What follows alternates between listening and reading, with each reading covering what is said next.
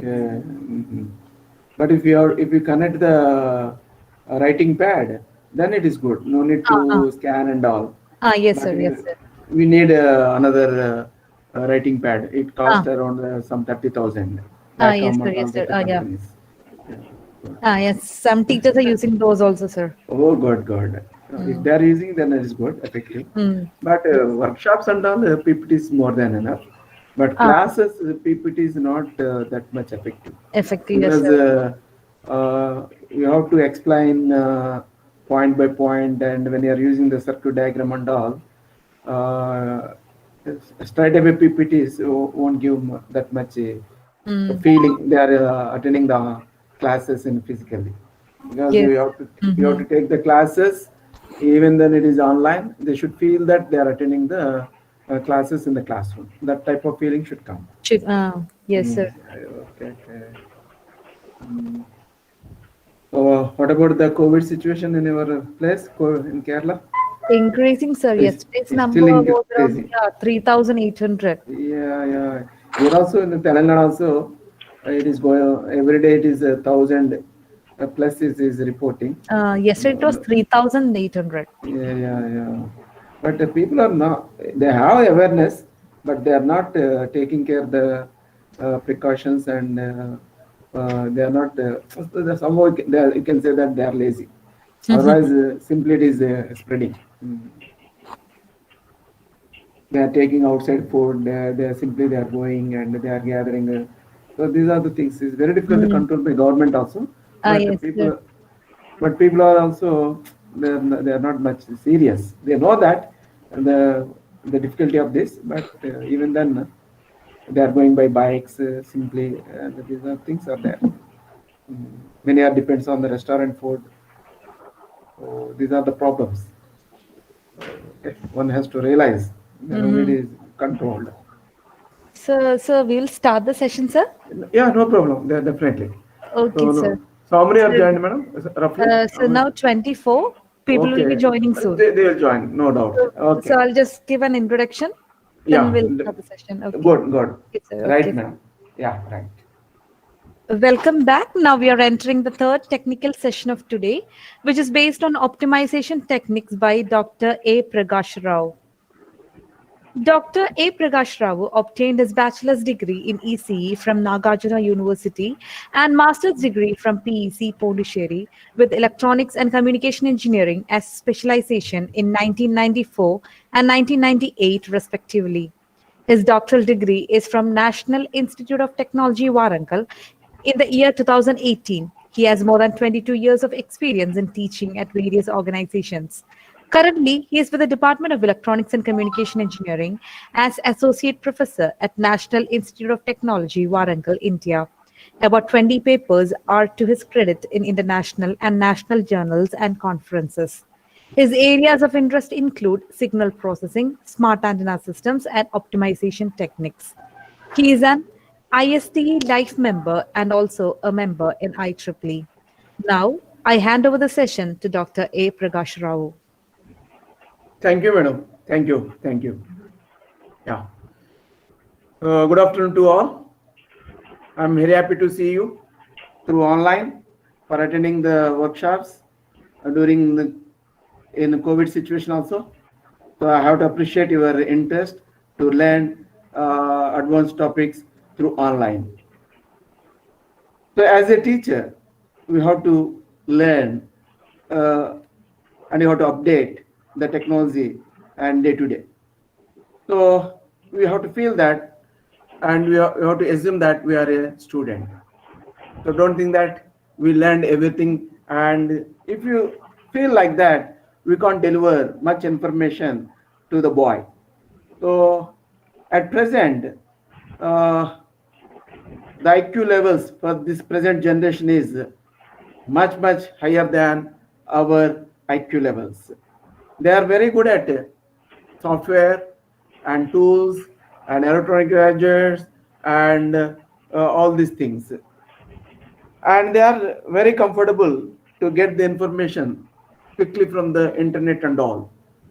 So when you compare with them, we are very far behind to utilize these technologies and all.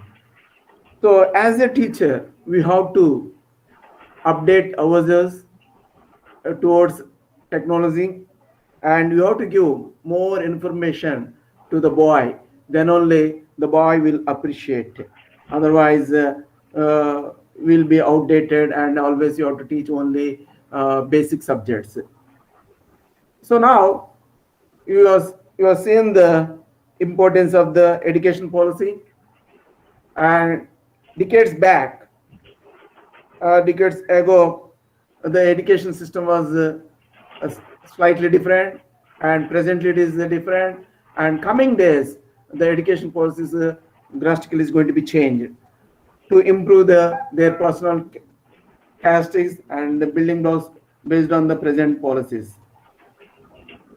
If you go through our curriculum, we are concentrating only engineering subjects. But present, to survey in the market, only engineering subjects are not enough. The boy should have all the things, subject as well as the other things. So that is possible when system is going to provide by forcefully or somehow to engage the other quality. Then only he can survey in a better way in the industry. So now coming to the topic, optimization technique is a well-known word and very famous, and day-to-day life, whether you know it or not, we are using this terminology, optimization. Before going to take the decision, before going to buy something, we are going to apply this optimization technique, whether to buy or not and all. The same way, this optimization technique is going to be used in engineering and non-engineering fields to get the better solution in a less time. That is the goal. So we are going to apply optimization techniques, especially in a beamforming, to get the desired pattern in a less time. That is the reason we are going to choose this topic. Why you want to beam the radiation pattern? If you are not going to beam it, then what will happen? Earlier, the communication means that point to point across the table it is going to be taken place, and later on they are going to write on the paper and they are going to post it, and it will go to the destination, or you are going to write the information on the paper and you are going to hand out to the messenger, and the messenger will hand out to the other person, to the right person. What is the time taking process? When you are going to send the signal from one point to another point, especially for long distance communications, you have to use the antennas and all. And when you are using the wireless communication, then we don't have rights to stay at one particular point to at particular location. The user has the freedom to move, and once the link is established, we can't ask you have to stay there only. He has the freedom to move. We don't have rights to you have to stay back while communication is going on. So when this person is moving, then we need to control our beam also. When the person is moving towards north, then your beam also should go towards north. And if it is moving left or right or whatever the directions. So once the person is moving from the present position, and accordingly we need to adjust the beam. So this beam is dynamically changes, because since the position changes dynamically, then we need to control the beam dynamically. So to do that, we need to feed the signal. We need to feed the signal to the array. So you have to give it systematically to the array and to get the desired pattern. If you are not going to feed properly, and we don't have much control on the beamforming, and these weights to be keep on changes. So to do that, one has to do, or the system has to utilize optimization techniques. So with the help of the optimization techniques, the beamforming control is easy. In decades ago, people are going to use the stepper motor and they rotate the antenna physically. They will rotate antenna physically. Then, but now it is not possible. Nowadays it is not possible. So we need to control electronically. We can do that, but again, this is continuously highly dynamic, and we need to adjust the phase shift magnitudes continuously. So that is possible with the help of optimization technique. Now we are going to see how to utilize optimization techniques in beamforming in a detailed fashion. My outline presentation, motivation and problem statement, introduction, organization of the topics will be like this: LMS algorithm, GA, DE, Taguchi, and TLB, DYA, PSO, and so on. N number of algorithms are there. How much time, this slot, how much it is possible to cover, that much amount of I'm going to cover. There is no restriction. I have to cover only 1 and 2 and like that, based on the time and based on the availability of the slot timing. I will try to cover all these algorithms. Then conclusions and references. Then the motivation. Before going to that, we should know that why you are doing all these topics and all. You should get the interest. Then only can do successfully. Without interest, we can't do mechanically. So this, the first antenna is the dipole antenna. It radiates the signal in all the directions, 360 degrees. In subtle applications, we need to use or we need to radiate the signal in all the directions. Especially if we take the All India radio, we want to radiate signal in all the directions. The same antenna structure I can't use for mobile communication, because my user is in a particular direction with respect to my base station, maybe at 10 degrees east. Then I want the signal at that point only. So I don't want the radiate in the rest of the directions. So unnecessarily the energy is wasted. So we should not do that. So we need to control the pattern. We have to focus your radiation pattern towards the user. So I have to modify my antenna structure, and you can see that at the bottom we have one tower, and the entire geographical area is divided into some sectors, and the sectors are going to be covered with specially arranged antennas. And similarly, to study the space, we are going to arrange the huge structure antennas in a systematic fashion, in an array form, either in a linear or a circular or whatever fashion. And with the help of the huge structures, we are going to study the outer space. So based on the application, we have to select the suitable antenna and we have to use it effectively. Now we are going to concentrate, especially in mobile communication or in radar applications or in the satellite communication, how to utilize these features and all, or in a SDR, software defined radio, or in MIMO. So how to use these concepts in effectively. Those things we are going to see. Then you can see that here the radiation pattern for dipole in the 360 degrees is radiating, and in example 2 is the demands in a particular direction. With the help of the directional antenna, only you are going to emit the energy in a particular direction. And the third figure at the bottom, you can see that unwanted signal is coming in one particular direction, and we don't want a signal to be interrupted to the system. So identify in which direction unwanted signal is coming and place the null. So where the user is there, you have to identify with the help of the algorithms, direction of arrival techniques, and identify and steer your beam towards the user. So this is my desired pattern. So to get this desired pattern, we need to adjust the weights to the system. So how to adjust? And that can be done with the help of optimization techniques. Then we have to see the differences between omnidirectional and beamforming.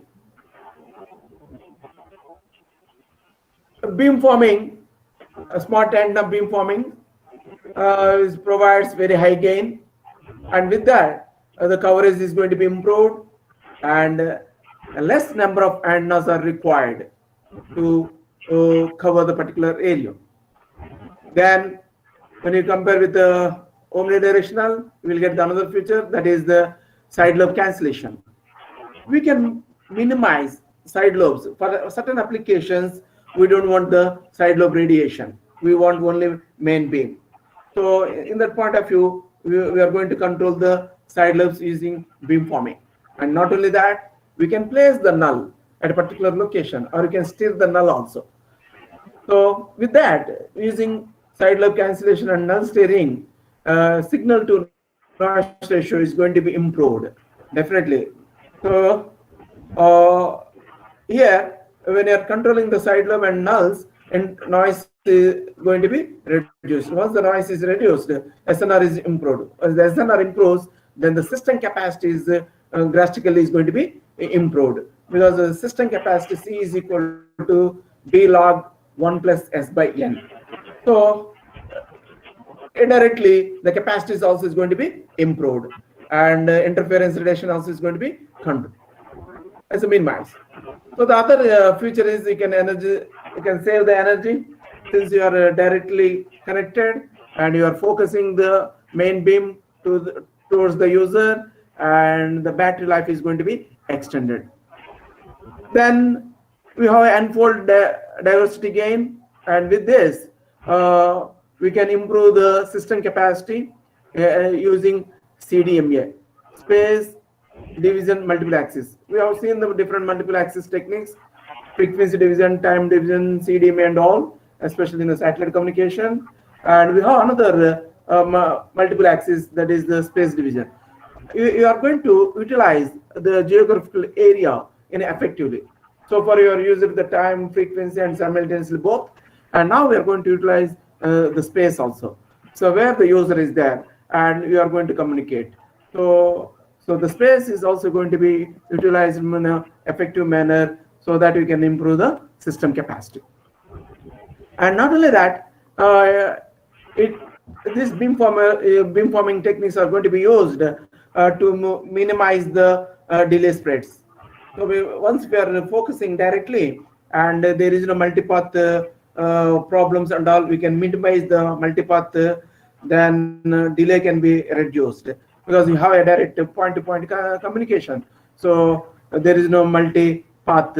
Even if it is there, you can neglect it. So not only benefits in the mobile communication, it can be also used in radar applications, this concept. And finally, the quality of the signal is going to be improved. There is no multi-path, then there is no phase delay problems. So the quality of the signal is going to be increased. So when you are providing this signal to the customer, quality is also very important. Simply provided the signal, but there is no quality, and nobody is going to prefer to use. So you have to offer a good quality signal to the customer. So that is possible with the help of the multipath mitigation. Then these concepts are also used in communication and radar, especially in a MIMO platform. Then to enhance the geolocation services, beamformers techniques are also going to be used to improve the estimation of the angle and direction finding. So with the help of direction finding and angle of arrival estimation, we can look at the where exactly the customer is, or you can say that user is existing. So this can be possible. So geo applications, geolocation services, GPS applications is going to be enhanced and is going to be improved with the help of beamforming techniques. Then we have to see the continuation of the motivation. We have to see that the features of the 5G and beyond 5G or 6G. Today, our lifestyle is drastically changed due to satellite communication and all. So when you are going to use this satellite communication and all, people are going to demand more bandwidth, because nowadays they are going to use many features. We can see that data communication, email, internet, and video conferencing, and all these things. When they are trying to utilize all these services continuously, it demands a lot of data exchange and all. So your network should provide that much data exchange features. That is possible when you go for the 5G and beyond 5G only. With 4G, 2G, 3G, we can't provide good quality of services to the customer. In the decades ago, we have only data communication in 1G and 2G also. And in 3G, we have the data, video, and all these things. So once we are providing the many features to the customer, and obviously we have to look into that, the speed of the network. So now it is demands 10 gigabits per second, and that is possible with the help of 5G and all. And the capacity also is you can get more capacity with the help of this technique. And other one is latency. This is the nothing but a delay. So you transmit the signal, and you are going to get back, and how much time is taken for to receive back, and that is called as a delay. So especially this delay, latency is going to be very important parameter in a driverless cars. When you are using this 5G and 6G technology in one of the application is the driverless cars. So there the driverless means there is no driver, and if you want to drive the safely, and your system, that embedded system, so highly sophisticated system should take the decision in a fraction of seconds, means less than 1 millisecond. So 1 by 1,000 second. When you are going to demands this latency should be very less. That is possible with the 5G only. If you use the 1G, 2G, and the delay will be more in the order of 200 milliseconds, 300 milliseconds and all. And by that time, something will going to be happen, because when you are moving on the highways, they will come at a faster speed, and with that, driving is not at all safe. So to drive safely and to take the decision quickly, that the system demands low latency. So is in the order of milliseconds.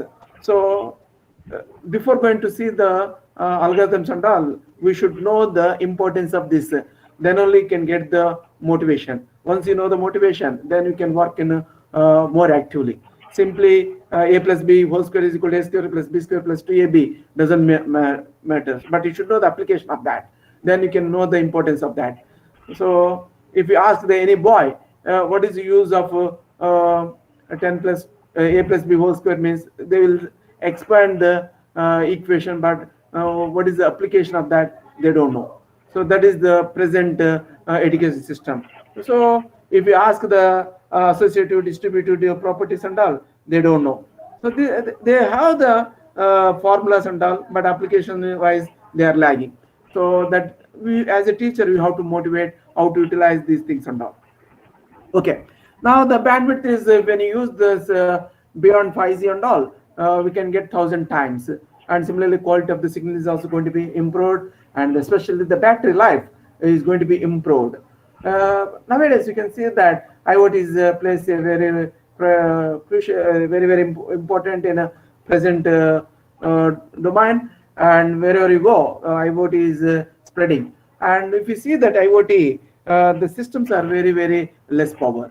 It demands less power, and you need to recharges frequently. So one has to do it, but manually it is not possible to recharge and all. And it is compact devices and all, and it demands less power.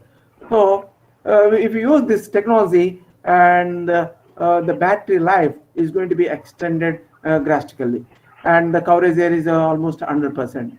So these are the features when you are going to implement 5G and beyond 5G. Then applications, driverless, healthcare, robotics, and industrial, and all these things.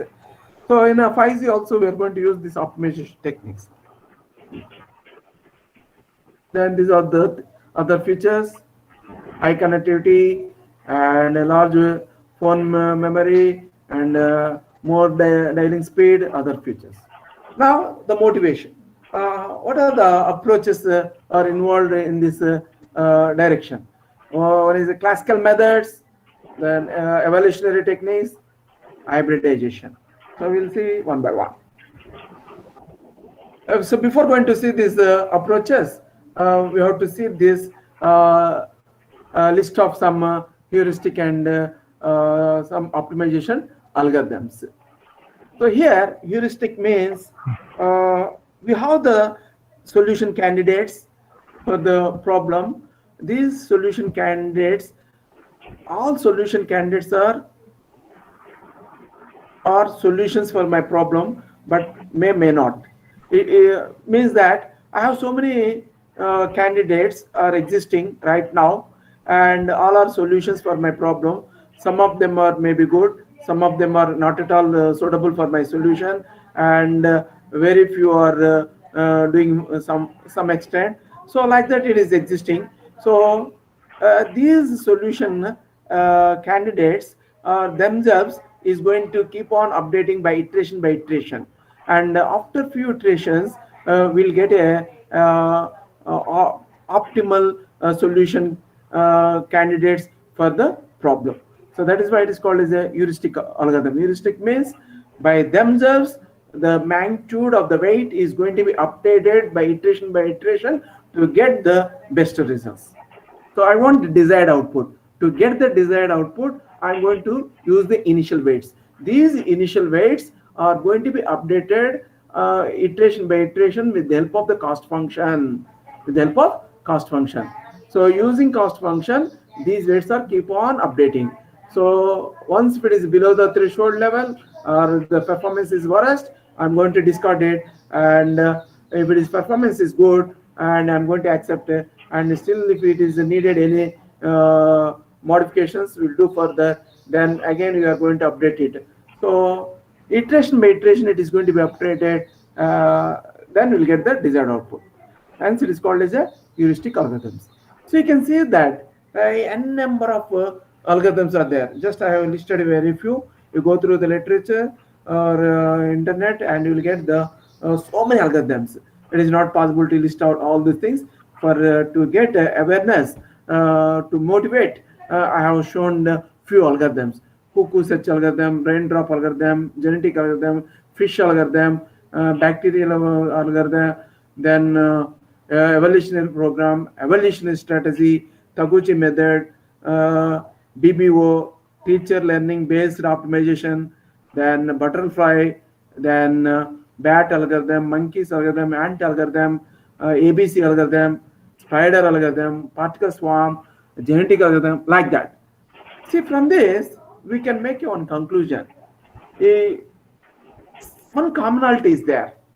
All these algorithms, most of the algorithms, based on nature behavior. If you observe the nature thoroughly, and you can also develop, or you can propose, or you can suggest a new algorithm also, a novel algorithm. You see, many are developed these algorithms based on the observation of the nature. So you have to motivate your student to watch the surroundings closely. Not seeing, watch, observe. A lot of difference is there. Seeing means just you're seeing scenery, but watching means the keen observation is required, and why it is, why not this, what happened, why, all these things. Question, so many questions will going to be arises. By the time you may not get the answers, but it will thinking process, the thought is going to be modified. That is the role of the teacher. So you have to motivate your students to observe the nature very closely. When you observe the nature and how they are doing, and from that you will get the ideas, and based on that ideas, he can do in a better way instead of using these algorithms. Nothing wrong, we can use these algorithms, but if you want to credit, or if you want to do something better than this, you have to work on in these directions. And Now we are comfortable to construct the buildings and all, 10-story, 100-story building, like that, and beautifully. To do that, we are going to build a basement, a very strong basement. Then above which we are going to construct the n number of floors and all. It's a fine, and we are going to say at the fine morning, this architecture is very beautiful and all. But you are going to use so many instruments, so many toolboxes. With the help of that, we are developed the beautiful architecture. But if you look at that in the nature, how the birds are constructing their houses, their homes, their nests, as a very beautifully. They are not going to use any tools. They are going to use only their parts, their legs, their wings, and their nose, and their teeth, and all. With the help of their body parts, they are going to construct very, very beautifully. Look at that bird nest. Beautifully is going to be constructed. Very, very. A lot of engineering technology is involved in that. But today we are going to address engineering, civil engineering, and all these things, and what is the principle is there, how it is, and all, what is the stress, and what is the bending analysis, and all, fluid mechanisms, and all these things. But they will study the equations and all, but they don't have that and all. But if you look at that bird and how they are constructing and how they are doing, so if you observe the nature thoroughly, you will get n number of solutions for the problem.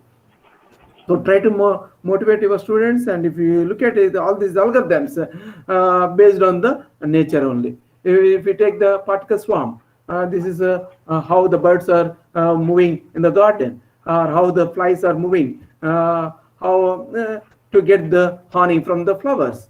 So similarly, spider and monkey, all these things. Any algorithm you take it, fish algorithm, how the fish will collect the food particle from the when you drop it. See, go to the pond and see that when you drop a food particle, all fishes will come and get that collect the food particle. Until that they are at hiding, and immediately they'll come. So when you drop it, they'll get the signal, and immediately they'll come and they'll collect it. So if you observe the nature thoroughly, and you can do wonders also. So a conclusion of this slide is you have to motivate your students to ask to observe the nature very closely. So from that they'll get the more ideas, and they can develop the new algorithms. Then once they observe the nature, and based on this, assume that of a dozen they have gone through this existing literature, and they are comfortable few algorithms, then why you are asking to study this optimization test functions? Yes, he has studied some algorithms, existing algorithms, and he has observed the nature, and he got the ideas, and he developed the new algorithm. Say, fine. But before going to appreciate, you have to test it, whether it is working or not. How do you know that? Whether it is performing well or not. So you have to ask the boy to test on this algorithm, on this test functions. So after developing the new algorithm, ask the boy to test it with this. Then from this we can make a conclusion. His algorithm is doing. Hello, is it okay? Is it fast, or I have to go slow, or are you comfortable? Anyone can respond,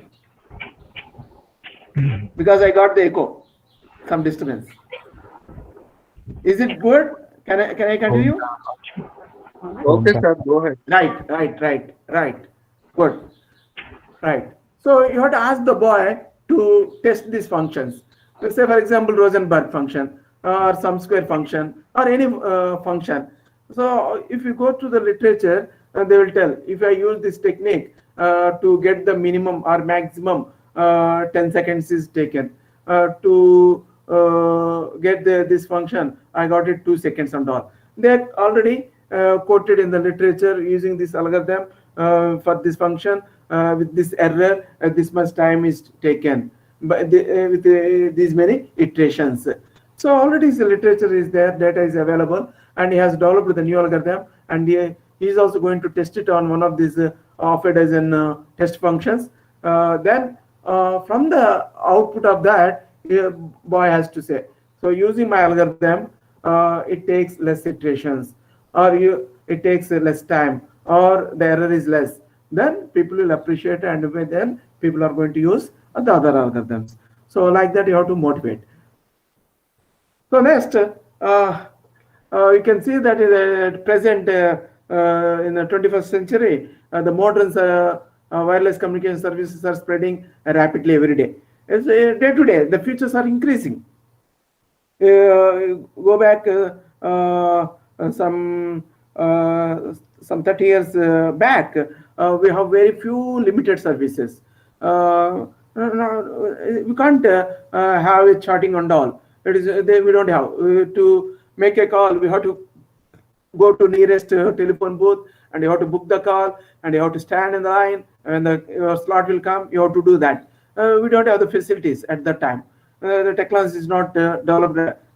But today, you no need to go to anywhere. Once you have the mobile unit, that is more than enough, wireless unit, then you can talk to your family members or your friends and all. Not only talking, you can send the data, you can access the emails, and you can watch the movies and everything. You can do the business, online business, and all these things. You can do work from it where you are. So the features are increasing tremendously. So due to that, at the same time, the electromagnetic field goes on increasing around you. So in and around, the electromagnetic field is tremendously increases, and that will leads the pollution in this domain. So due to this, the pollution of the electromagnetic field environment has been increasing rapidly. This is another important issue. So we should not neglect it.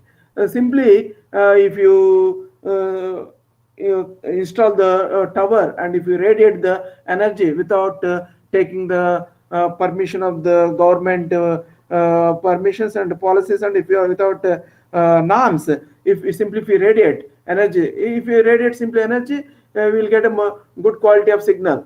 Fine, but that will lead so many other problems. So that should not be happen. So you have to be very careful. Normally you have the pollution, noise pollution, sound, then dust pollution, air pollution, like that. We have so many programs, Swachh Bharat and all. Government is concentrating to make it environment is clean and green and all these things.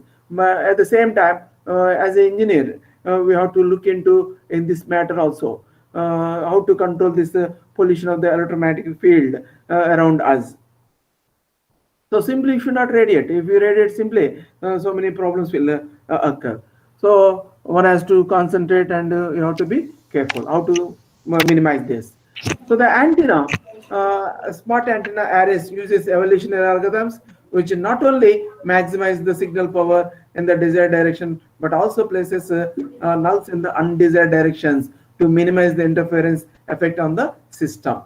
So this is a complete object or goal of the this in this direction.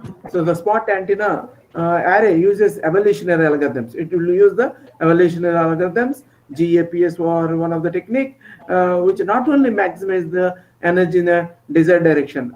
You are focusing energy in a particular direction. At the same time, you are placing nulls in. Please mute while the lecture is going on. I am requesting others to mute it. Right. All right. So now you can see that traditional and classical methods, steepest descent method, Newton's method, LMS algorithms. These are the old and well-established techniques. With that, you can do that. But presently, we have so sophisticated algorithms are available, heuristic algorithms. With that, you can improve further. Yeah. Then LMS algorithm is very simple and easily can implement it. But the problem is here it may stuck at a local minimum. It may stuck at local minimum. So you may get doubt why this is stuck at local minima, and also convergence is slowly. So these are the reasons. Sometimes people are not going to use LMS algorithm. Certain applications don't take it as a grand. LMS is always slow and all, and always is stuck at a local minimum. In general, it will stuck at local minima, and convergence will be slow, and it depends on the step size. Anyway, we'll see detailedly that point. Why it is stuck at local minimum? What is the reason behind that? See, take one example. Maybe two persons are blind persons, and you gave a task to them, go to the top of the floor, top of the building, and assume that you didn't give the information to them how many stored building. Assume that it may be a 10 stored building, and this data you are not given to them, and you are asked to go to the top of the tower, and then they have started going to the top of the floor through staircase. Both are having equal stamina, equal qualities in all aspects. All the aspects both have the equal qualities, and they started, goes on, they are moving one floor to another floor, they again like that going, and one fellow is stopped in the middle, and he said, I have reached the top of the tower, and further there is no floors. Then you ask, why you are stopped here, and how can you conclude this is the top of the floor? Yes, it is the top of the floor. Why means when I'm moving, you can see that when you are moving, when you are using the staircase to go to the floors, in between we have the horizontal surface. If you follow exactly stairs along with that, there is no problem. But if you move a little bit forward, and immediately some 10 feet we have the horizontal surface. So basically he is blind, and with that he decided, after few stored climbing, he decided there is no floor. The reason is he has moved in, instead of taking turn, by mistake he has moved forward, and he noticed after 4-5 steps it is horizontal, then hence it is top of the floor. Because there is no progressive increment in the step in vertically. Horizontal is taking place, and based on that decision, he said it reached the top of the floor. But the other fellow, he has sensed the surroundings, how the air blows, and how the ventilation is coming and all. Because on the top of the floor, the climate will be different, and inside the staircase, climate is different. Inside, when you are moving along the staircase, the suffocation will be there, air circulation is not that much free and all. So based on that sense organs, he has taken, even if he is moving forward, he has changed the direction, and he has crossed that horizontal surface. Say this boy stuck at local minima, because those are the different minimas. So one boy is stuck in the middle, the other boy is crossed. So that is the reason I'm giving one example here of what I mean by local minima. If you take some functions, it has so many minimas. In the coming slides, I will show you. So they'll decide, as I have reached the minima, but that is not correct.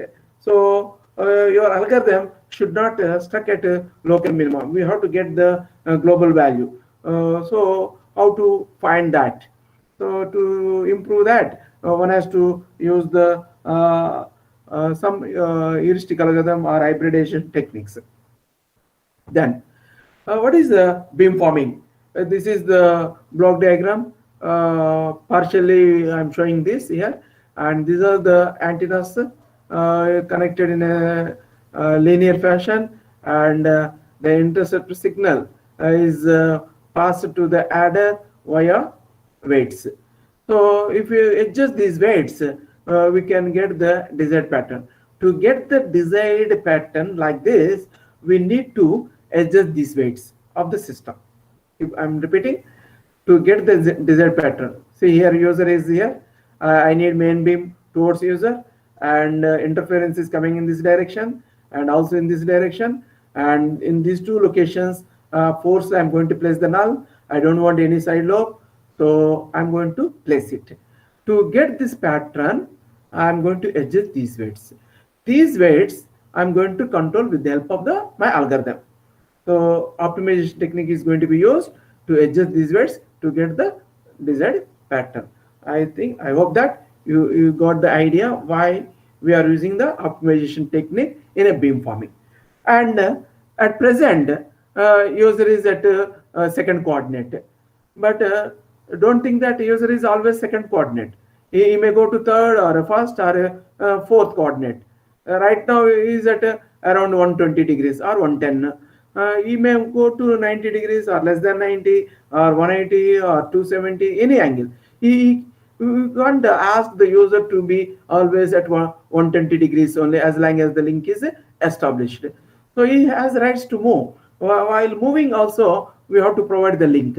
So if you want to provide the link, means you have to monitor and you have to steer the main beam also. If you want to steer the main beam continuously along based on the user direction, we need to adjust these weights, because this pattern at particular set of weights, say 10 10 10.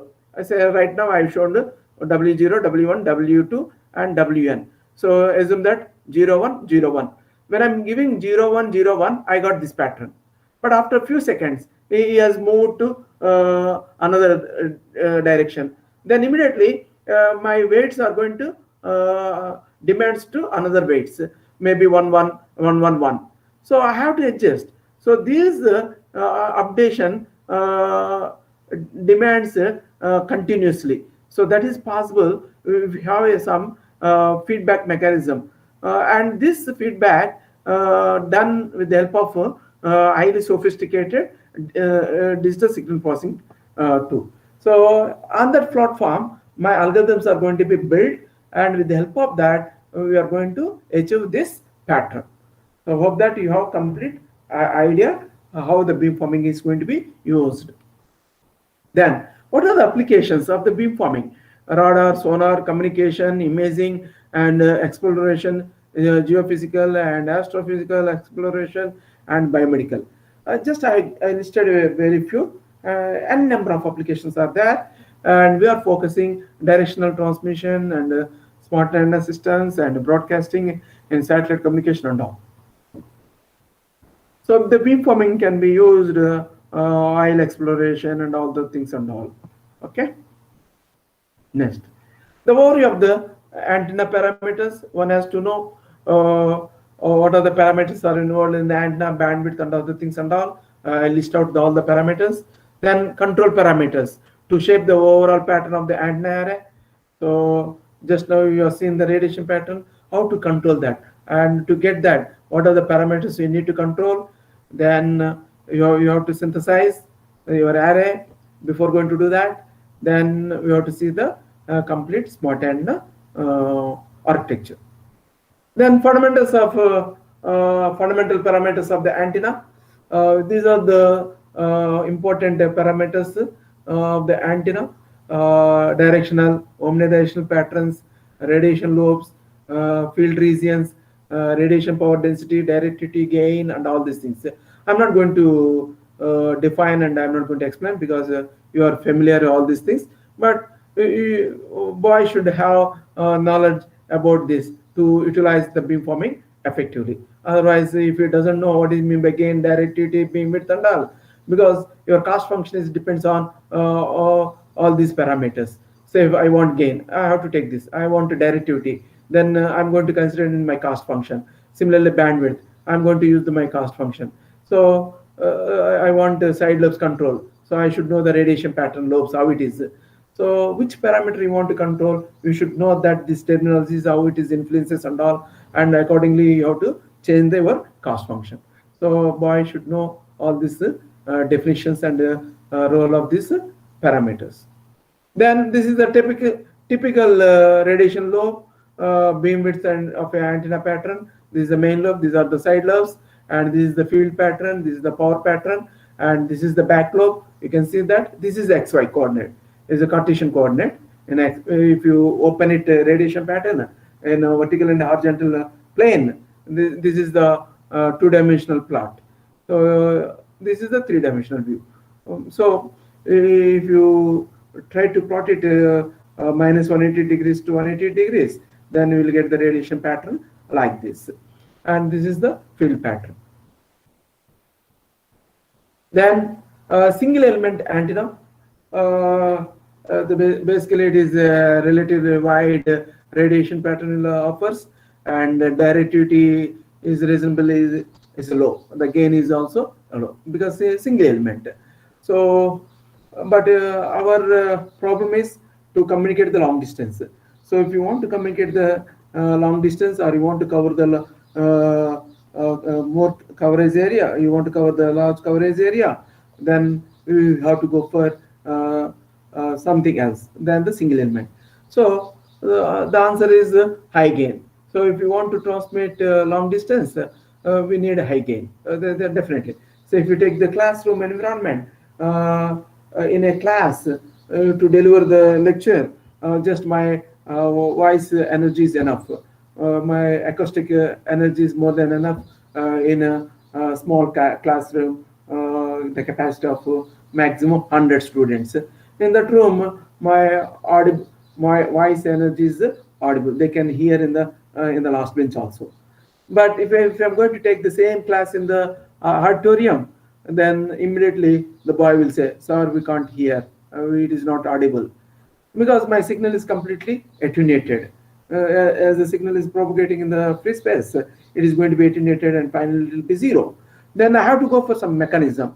I have to use some techniques. With the help of that public recording system, using the mic and speakers and all, I can communicate the signal in the auditorium. But I want to transmit the same signal from my auditorium to Hyderabad, from Warangal auditorium to Hyderabad, then I can't use simply public recording system. I can't run the cable and all.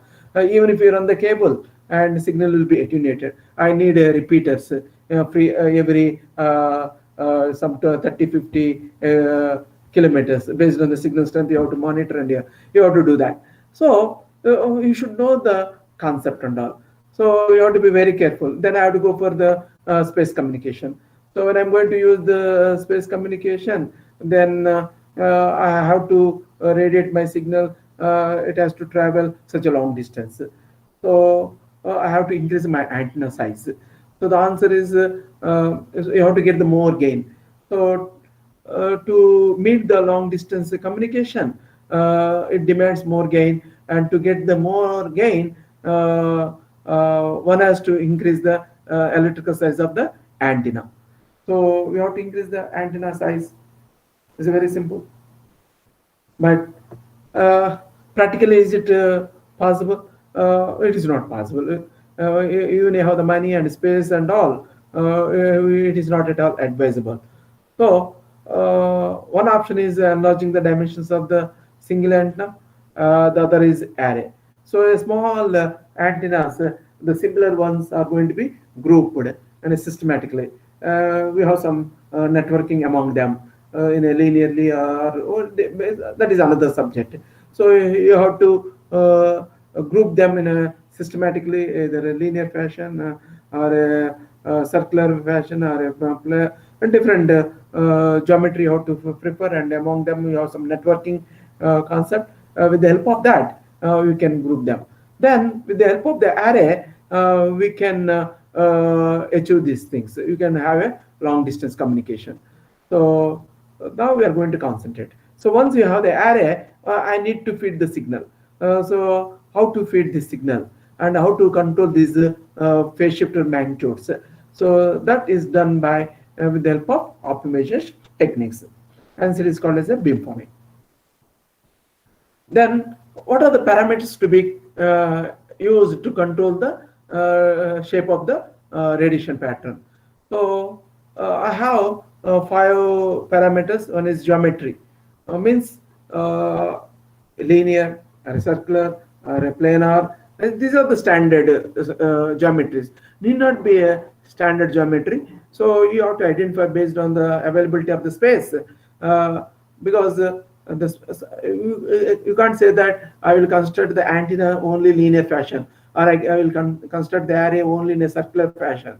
We can't say that, because you are going to, as an engineer, you are going to design, and that design should be suitable for the industry. So, for example, navigation, air navigation, and or air traffic control and all, or you want to construct the antenna in an aircraft. They will say we can't connect the antenna at the backside or here or there. They'll show you at the nose of the aircraft. This space is I'm giving. Other spaces is already is packed. So this space can be used for the antenna purpose. And if you see that the antenna structure is somewhat curvature, and you have to go for accordingly that. So you should know the what you call structure of the system. Say you want to place the antenna in a laptop, where you want to, at the bottom or a side, or similarly in the cell phone. So they will give the some specific area. Already that area is some ICs are occupied, and there it is, the camera is there. Here it is, speakers are there, and in this bottom, this corner, I'm providing for you to install your antenna. Sometimes they'll tell you you have to construct your antenna on the chip, so they'll tell you how to where to install and all, and you should know that what is the physical area is available, and accordingly you have to design. So based on that, you have to choose that. So you have to decide the geometry, and distance between the elements, whether it's 0.5 or 0.25 or 1 lambda or 0.75 lambda. So what should be, whether it's uniform, non-uniform.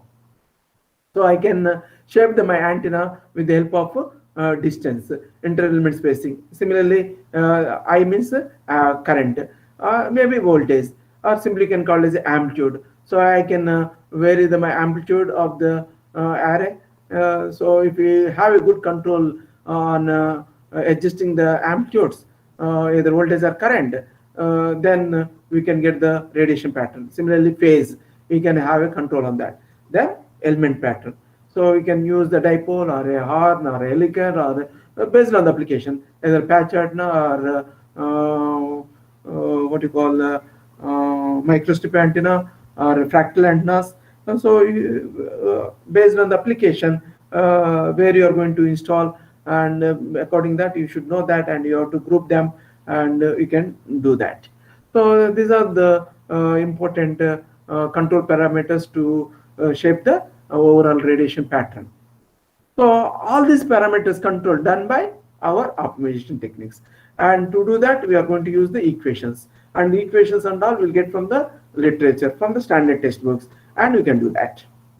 Then, so if you look at the Spartan system, it demands system and beamforming algorithms and DOA, direction of arrival estimation methods. With the all these units, we can complete the smart antenna system.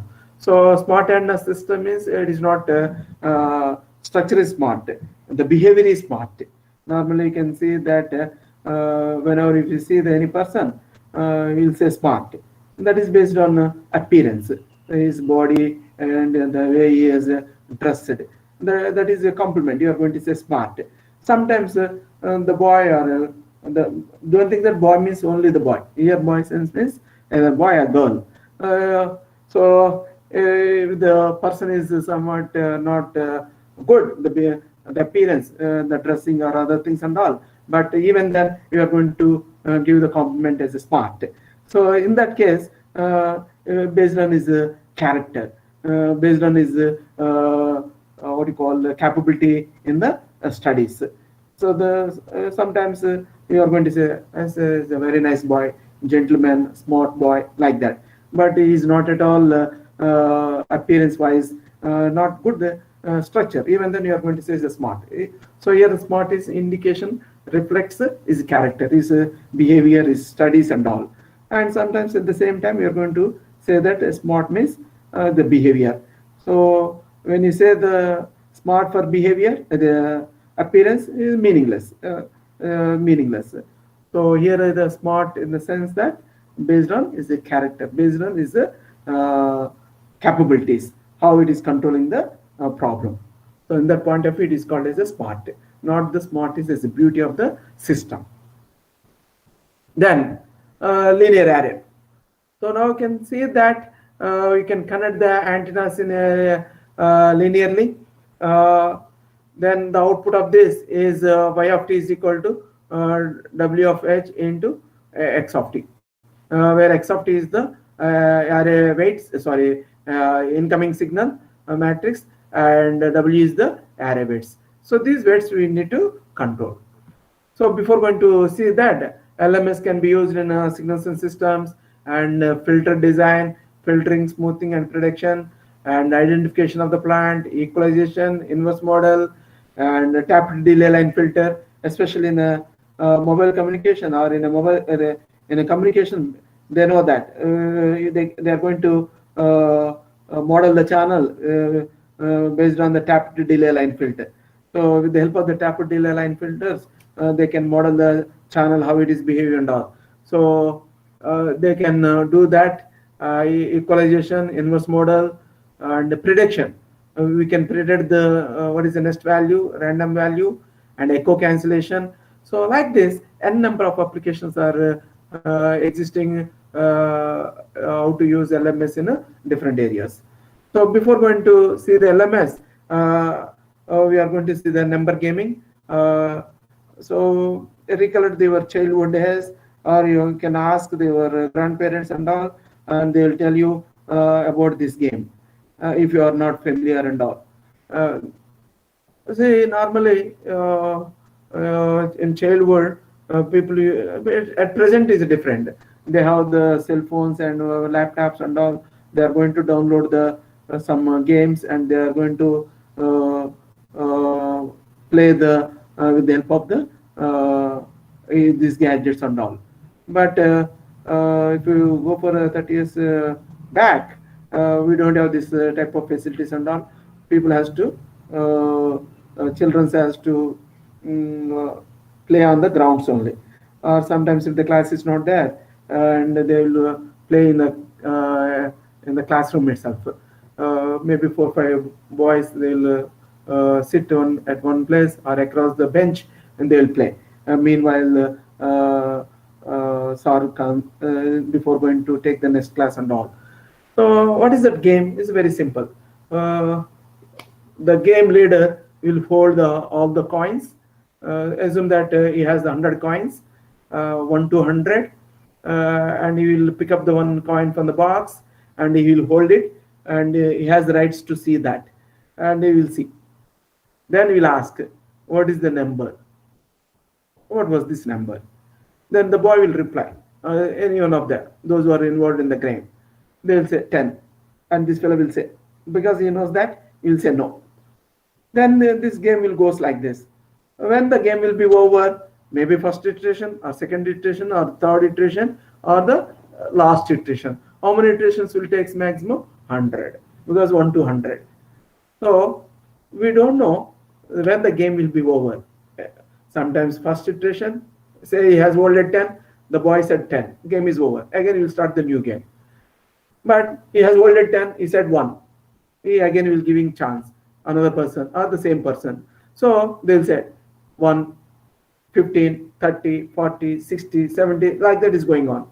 Then they said 10. So after the 10 iterations, the game is over. Then the third time, it is going on, and assume that the 10 was answered the last iteration at the 100th. So in the first iteration, game is over. In the second game, maybe at 10 iterations is over. In the third game, at the 100th iteration is going on. So here, assume that if the number is fixed numbers 1, 2, 3 and all, and same thing 1 to 100, even you have some fractions also, 1.1, 1.2, 1.3, like these numbers are there. Then how many numbers are existing? Infinite. 1 is one number, 1.1 number, 1.2 number, 1.3, like that. So again they are playing the game. Then now infinite time will takes. Sometimes it will be one iteration, sometimes n iterations, sometimes infinite time will takes. But it is not correct. Then he has given some clue. Your answer is downward direction. He said value is 1. You are downward. Then you will go to upward 20. You are gone to upward movement. Then the boy has the some intelligence and he will fix it. Oh, I have to move my game between 1 to 20 only. When I said 1, he said downward. When I said 20, upward. So I have to play between 1 to 20. So no need to go for 100 iterations. If you 1 to 20 iterations, if you give to that boy, he is going to complete the game. So then again to complete it quickly, he has holded 10 and he said 1. Then he said the error is too high. Then he will go to your negative, it is too high. Instead of 1, he said 9 and error is very less. Then what you understand, what he announced earlier, and based on this error deviation, is going to update his. Presentation is not visible. Excuse me? PPT is not visible, sir. PPT. Yeah, I think it is in the still mode or nothing is. Nothing is there, sir. So once again, I have to log out and I have to come. Now it is coming. No, sir. Then I have to Present log now. out and I have to come. You have to present now. Right now it is okay. Now it is coming. No. No, sir. There is an option at the bottom. Present now. Wait. Oh, there is no option here. Only Present. one mic symbol is coming. Nothing is coming. Again, I have to share it. Otherwise, present now. Enter screen. Hello. Just a minute. Enter screen. Hello. Are you getting now? No, sir. Yes, sir. Yes, sir. Yes. Coming, sir. Coming. It's good. Now I'll minimize. I'll go to the PPTs. Okay, I'll sir. go to the PPTs. Right. Now it is coming. Yes, sir. Right. It's fine. So this number game is updating the previously has one number, and based on the error difference is updating. The same logic is applied in here also. Now go to that. The definition. This is the present value. What he has announced the first iteration, and this present value is updated with the step function, and already incoming signal is there, and error signal, whether you are negative or positive. So based on this different signal and with the step size is going to present. So present value is 1, step size is 1, so 1 plus 1 1, and next iteration 3, next iteration 4, and you are negative, then you will go to 20. Then again see that every time he is going to take the step size along with the different signal. So in a number game also same thing. I said 1. My present value is 1. Fine. Then he said is a negative. Then what happened? If my error signal is multiplied with my signal with the step function, I'm going to add it to this. So 1 plus something. So 3. Again 3 will become again 5. So every time my present value is added with the step function with a different signal, and finally we'll get the next value. So this is going on in a number gaming, and the same concept is used in a LMS. In a LMS, least mean square algorithm, there we are going to use updation. With the help of this equation only, the next value of the LMS algorithm is updated with the present value plus step value plus input signal and different signal. So with that only, your game also is like that, where you are, and you are going to use the step function. You are moving forward, and based on the error, you are changing the direction, whether it is up or down. I am at 20. Negative means one direction. Positive means another direction, opposite direction, and step size. So with the help of the error signal, using step function, I am going to update the next value. This is happening in the LMS algorithm. So that's why I said in the beginning, if we observe the nature, we'll get the n number of clues, n number of ideas, and we can do that. So try to motivate the students. So our main role is, as a teacher, you have to motivate. Then what is there in the content in the textbook? That is anyhow we have to deliver. There is no other choice, because our services are paid. So what is there in the textbook? How amplifier works means we have to give. That is a different story. But if you want to satisfy your profession, you have to encourage the boy. So once we encourage the boy, once we motivate the boy, and the boy will appreciate, and he will give the compliment. When it is given by that fellow, then you will be happy. That is the meaning of that. See, for you are taking the money means you are deliver the content, technology, and your job is not yet over to deliver the technology to the boy. As a teacher, you have to motivate. You have to develop his skills. You have to identify. So that is our role. But present, this is lost because of commercialization of the education. Education is commercialized. So once it is commercialized, then a plus b whole square is equal to expansion and grinding n number of times. What is application? Where to use? We don't know. We don't know. Say for example, if I ask 25 into 10 or 25 into 9, what is the value?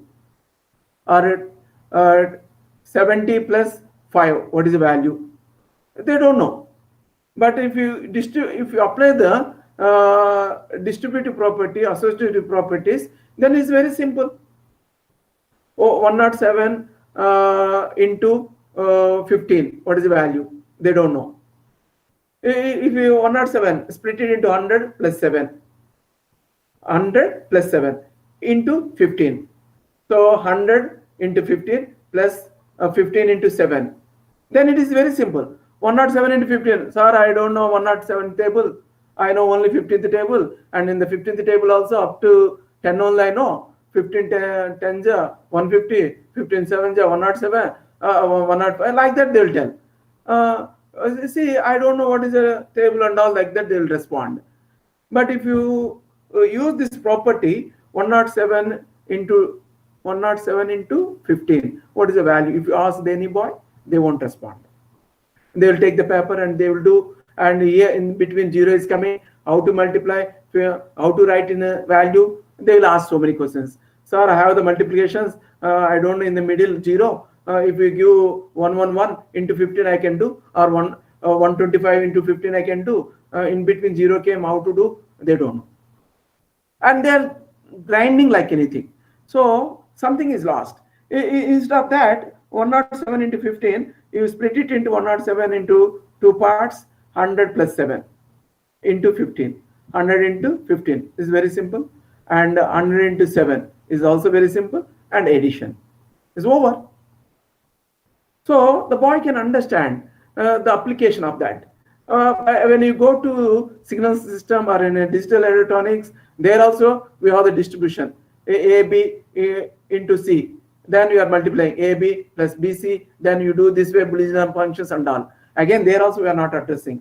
What is the significance? How to use? How to do? And multiplication will take much time. Or multiplication is a repetition of the addition. So these things are gone, and simply what you call it is a commercialized education. Due to that, the boy is lost the interest, and that is one of the reason we are not getting good respect from the society.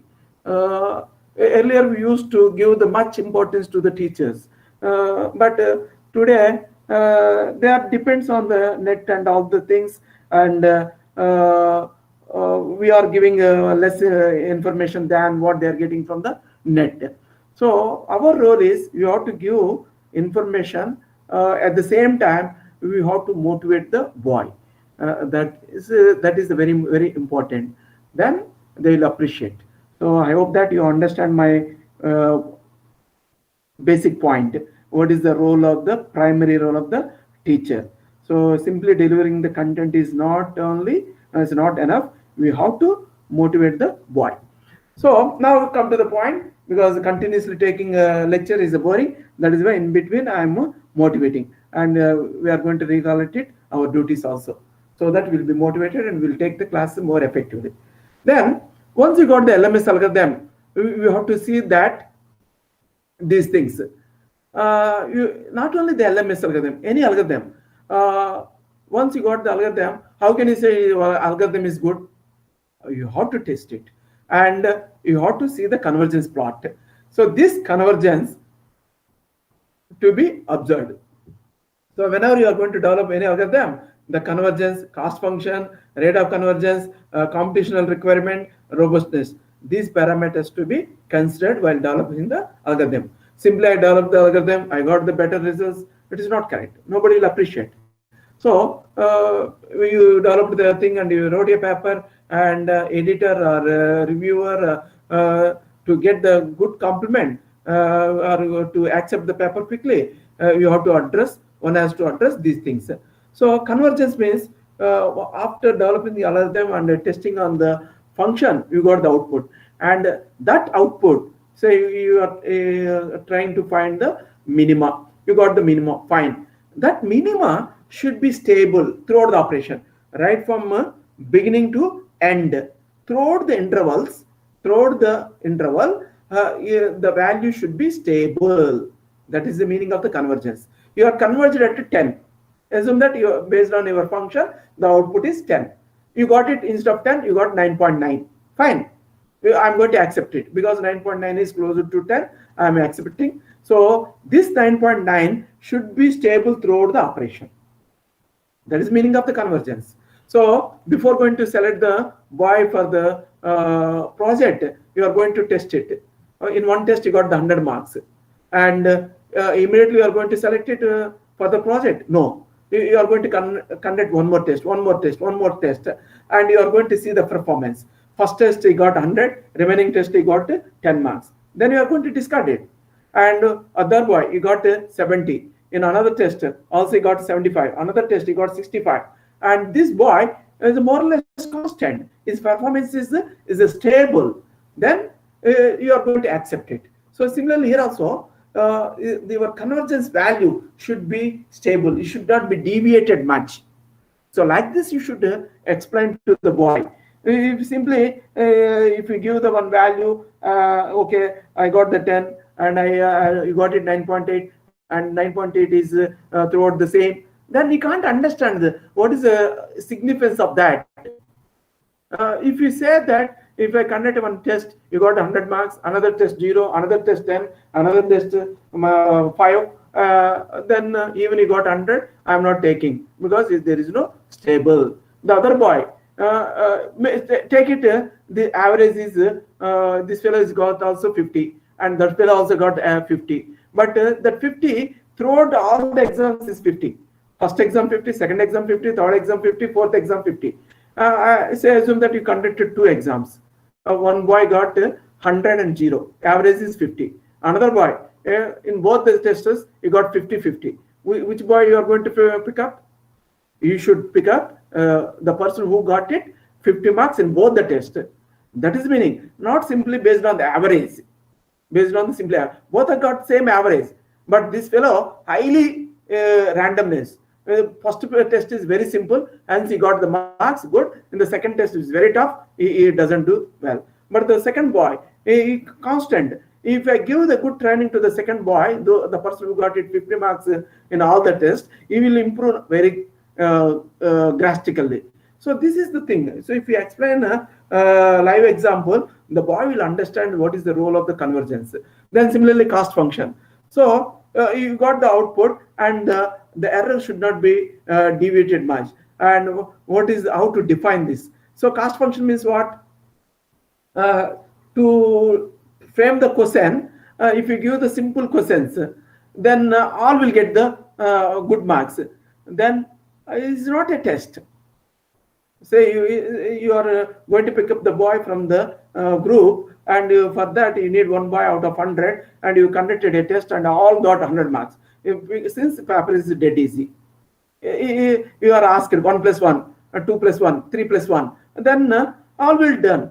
Then instead of that, you are asked 1,000 plus 1,000, 120 plus 125. They don't know how to do. Then some of them are failed. So if you change the level of the testing, then you will get the better output. So similarly here, based on the problem, what are the parameters you want, and those parameters you have to include, and you make it cost function is very rigid, then you will get a better output. So if your cost function is very loose, and if you are not defined properly, and your outputs are not up to the mark, so you have to define the cost function more effectively.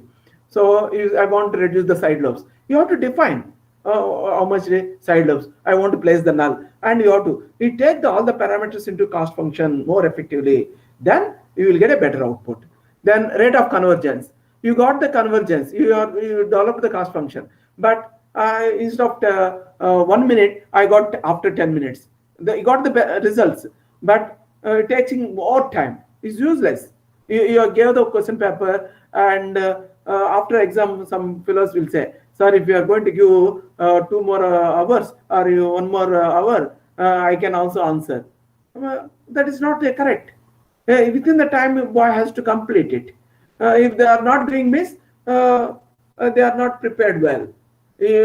So those who are prepared thoroughly and confidently without ambiguity, that person will answer quickly, and the other boy is unable to do. He knows the concept, but he needs more time.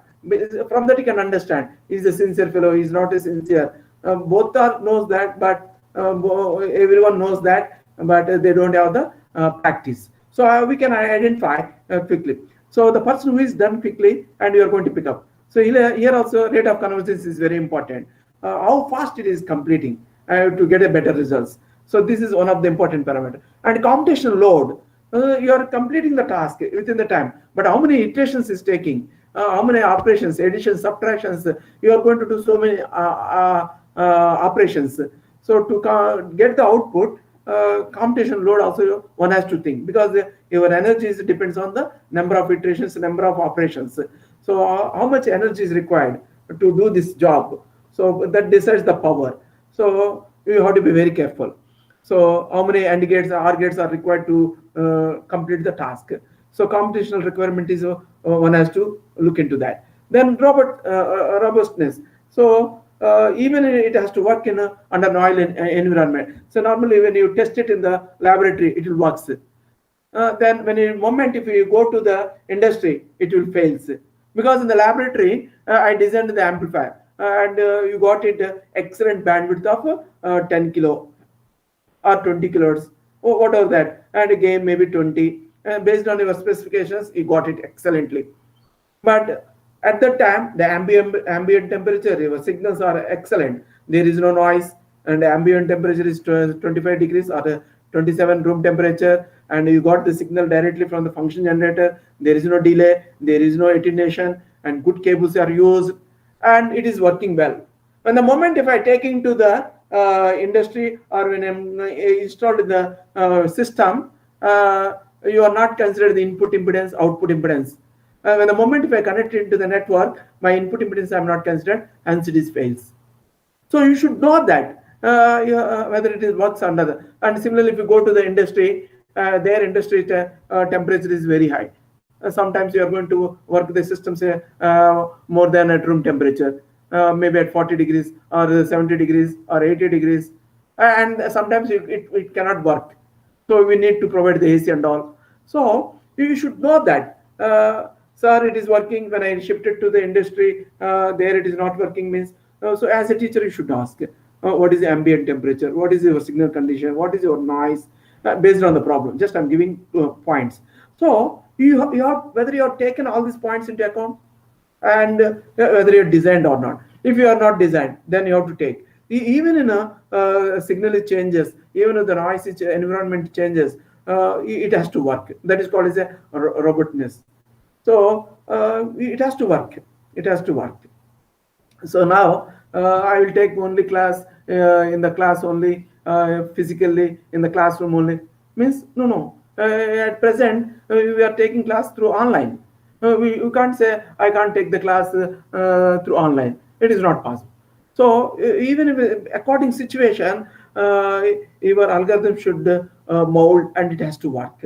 So while designing, while developing your algorithm and your system, one has to concentrate these parameters: convergence, cost function, rate of convergence, computational requirement, and robustness. Once if it is satisfied, then we'll get a beautiful system. It can be used effectively.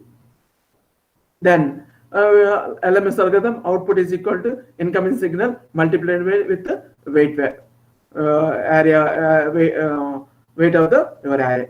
And then error function. It is nothing but cost function.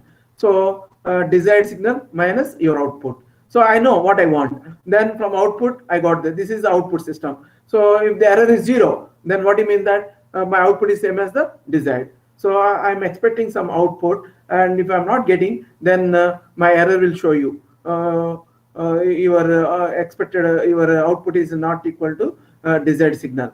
Then you are updating your weights.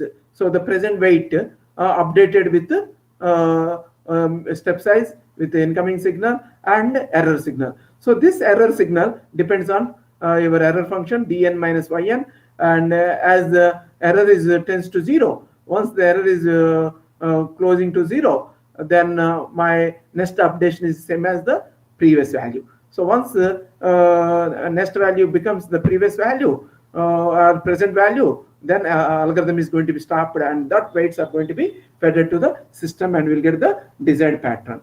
So until that, it has to be updating. So keep on updating, and we are trying to minimize the error as much as possible to 0.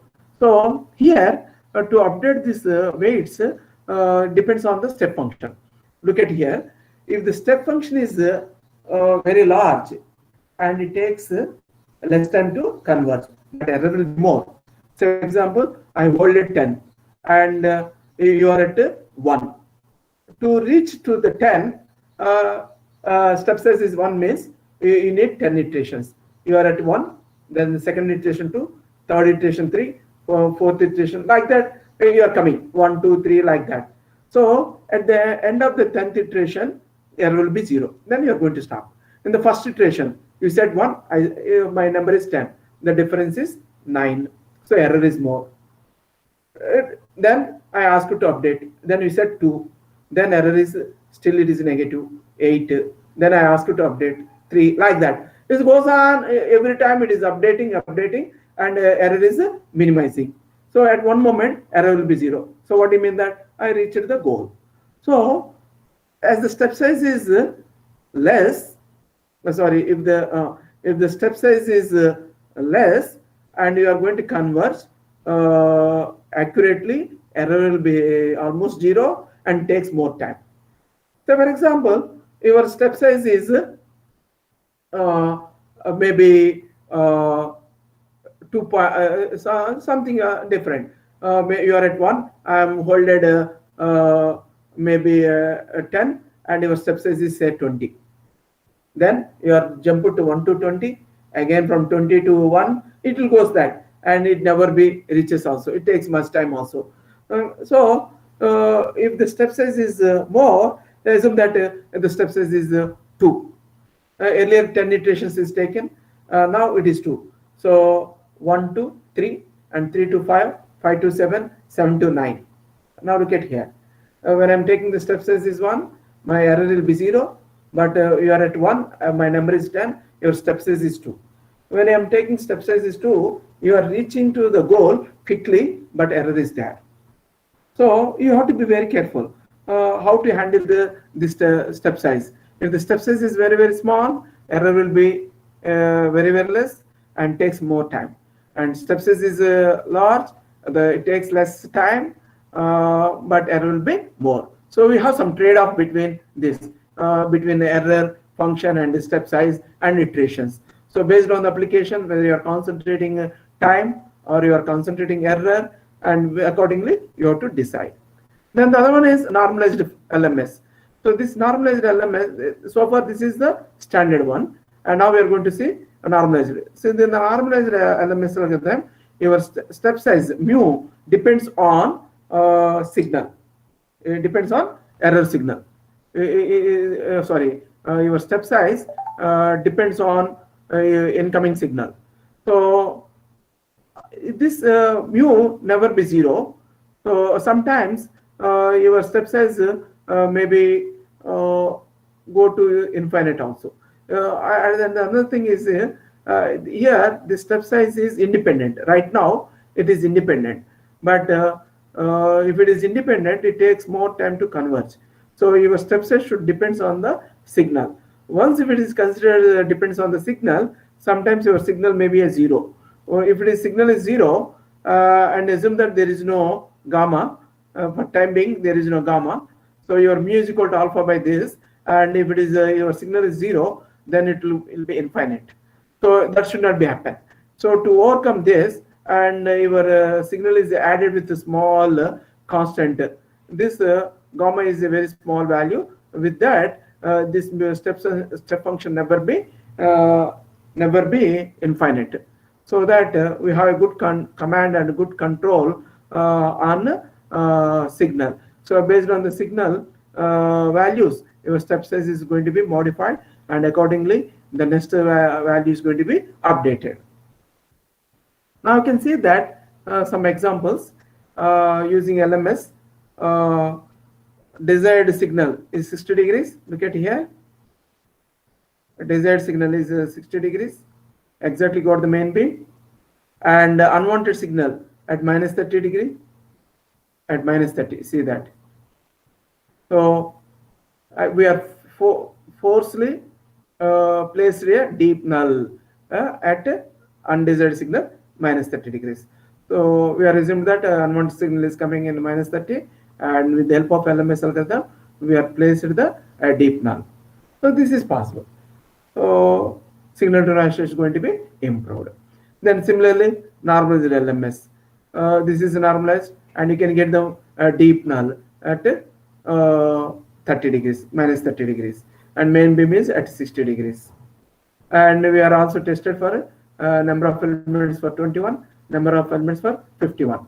That's why I said even if the number changes, it has to work. That is called as a robustness. So you have to change the environment, you have to change the parameters, even then it has to work properly. So similarly, convergence plot. So here you can see that in the beginning I said what is the role of the convergence plot. So from this radiation pattern, it is very difficult to say that when it is converged, what is the time taken and all, and how it is converged, when it is converged. All these are we can't answer. It is unknown. So if you go to this convergence plot, with the help of this plot, we can answer all these things. See that initially your weight is random, and there is no proper tuning. That is why error will be more. So mean square error, because I'm interested error only. I'm not interested whether it's plus or minus. So I'm going to take the difference and square it. Square. That is why mean square. That is why it is a positive value. See that all are positive. Need not be always positive. It may be negative also. So error is either positive or negative. But I'm not interested whether it's a positive or negative. So that is why I'm taking the difference among desired and output of the system, and I got the error, and I'm squaring, and I'm taking the mean. So once you got it, then you have the positive values, and initially my weights are random nature, and it is not converged properly according to the signal, then error will be more. So once it is tuned, then what happens? Performance is good. Say for example, if I conduct the test for my students in the first class, then one may get 0 marks, other may get 10, another may get 5 marks, like that. Highly random. And based on that, I can't conclude the performance. Because highly random. Sometimes the boy may get good marks also, because trial and error method by lottery basis. Assume that is MCQ, multiple choice questions. I asked 10 questions. One boy has ticked all, luckily is correct, and he got full marks. Another boy also ticked, but is wrong. And they did based on a present understanding level. But if you see the class performance is worst, because you are not given enough time. They are not tuned, they are not prepared, they are not brushed up the concepts. You are taken class and immediately you are conducted a test. So very few will answer. Those who are followed, out of 100, 10 students will get good marks, others may not fall. So if you give the 1 day, 2 day, then you see that performance is increases. And if 10 days, again, even if you give 100 days, for some students there is no change at all because they are not going to study. So if you see the performance, you are observing that. Similarly here also, iteration by iteration, how it is performance changes. Now initially the performance is worst, it is not converged properly. Again after 10 iterations, almost constant. And you see that they converged good, and after some iterations again it came out. So that is a standard LMS, but normalized LMS is a good performance. So here it is. This is called as a local stuck that I said in the beginning. Due to local stuck only, we got the this performance. After that, again the problem came. Then after 50 iterations, we got the better performance. So using convergence plot only, we can understand how the algorithm is executed the your programming steps and all. If you explain these things in the paper, then the reviewer will appreciate and will get a good comments. Then if you take the recursive algorithm and you can improve that, here they are going to take the recursiveness to improve the further. And you can see that if you with this function, you can see so many minimas and maximas are there. So many minimas. This is one minima, then one maxima, again another minima, like that. Now we can see that these are the minimas. So where is the global minima? This is the global minima. Look at here. This is my cursor. This is the global minimum. Global minimum is this one. Where is the global maximum? This is the global maximum. And these are also maximas, but these are local minima.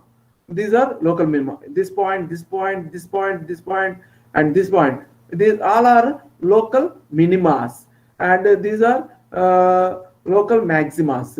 And this is the global minimum and global maximum. So we have only one global minima and one global maxima, and we have so many local minimas and so many local maxima. So here, when you run the algorithm, sometimes it may stuck at here. It may stuck at here. So assume that you are here, and say to clarify this, I will tell you one. Assume that your value is 20.5, local minimum 20.5, and your step size is 1. Always is incremented by 1. You are at 1. So after 20 iterations, where you are at 20.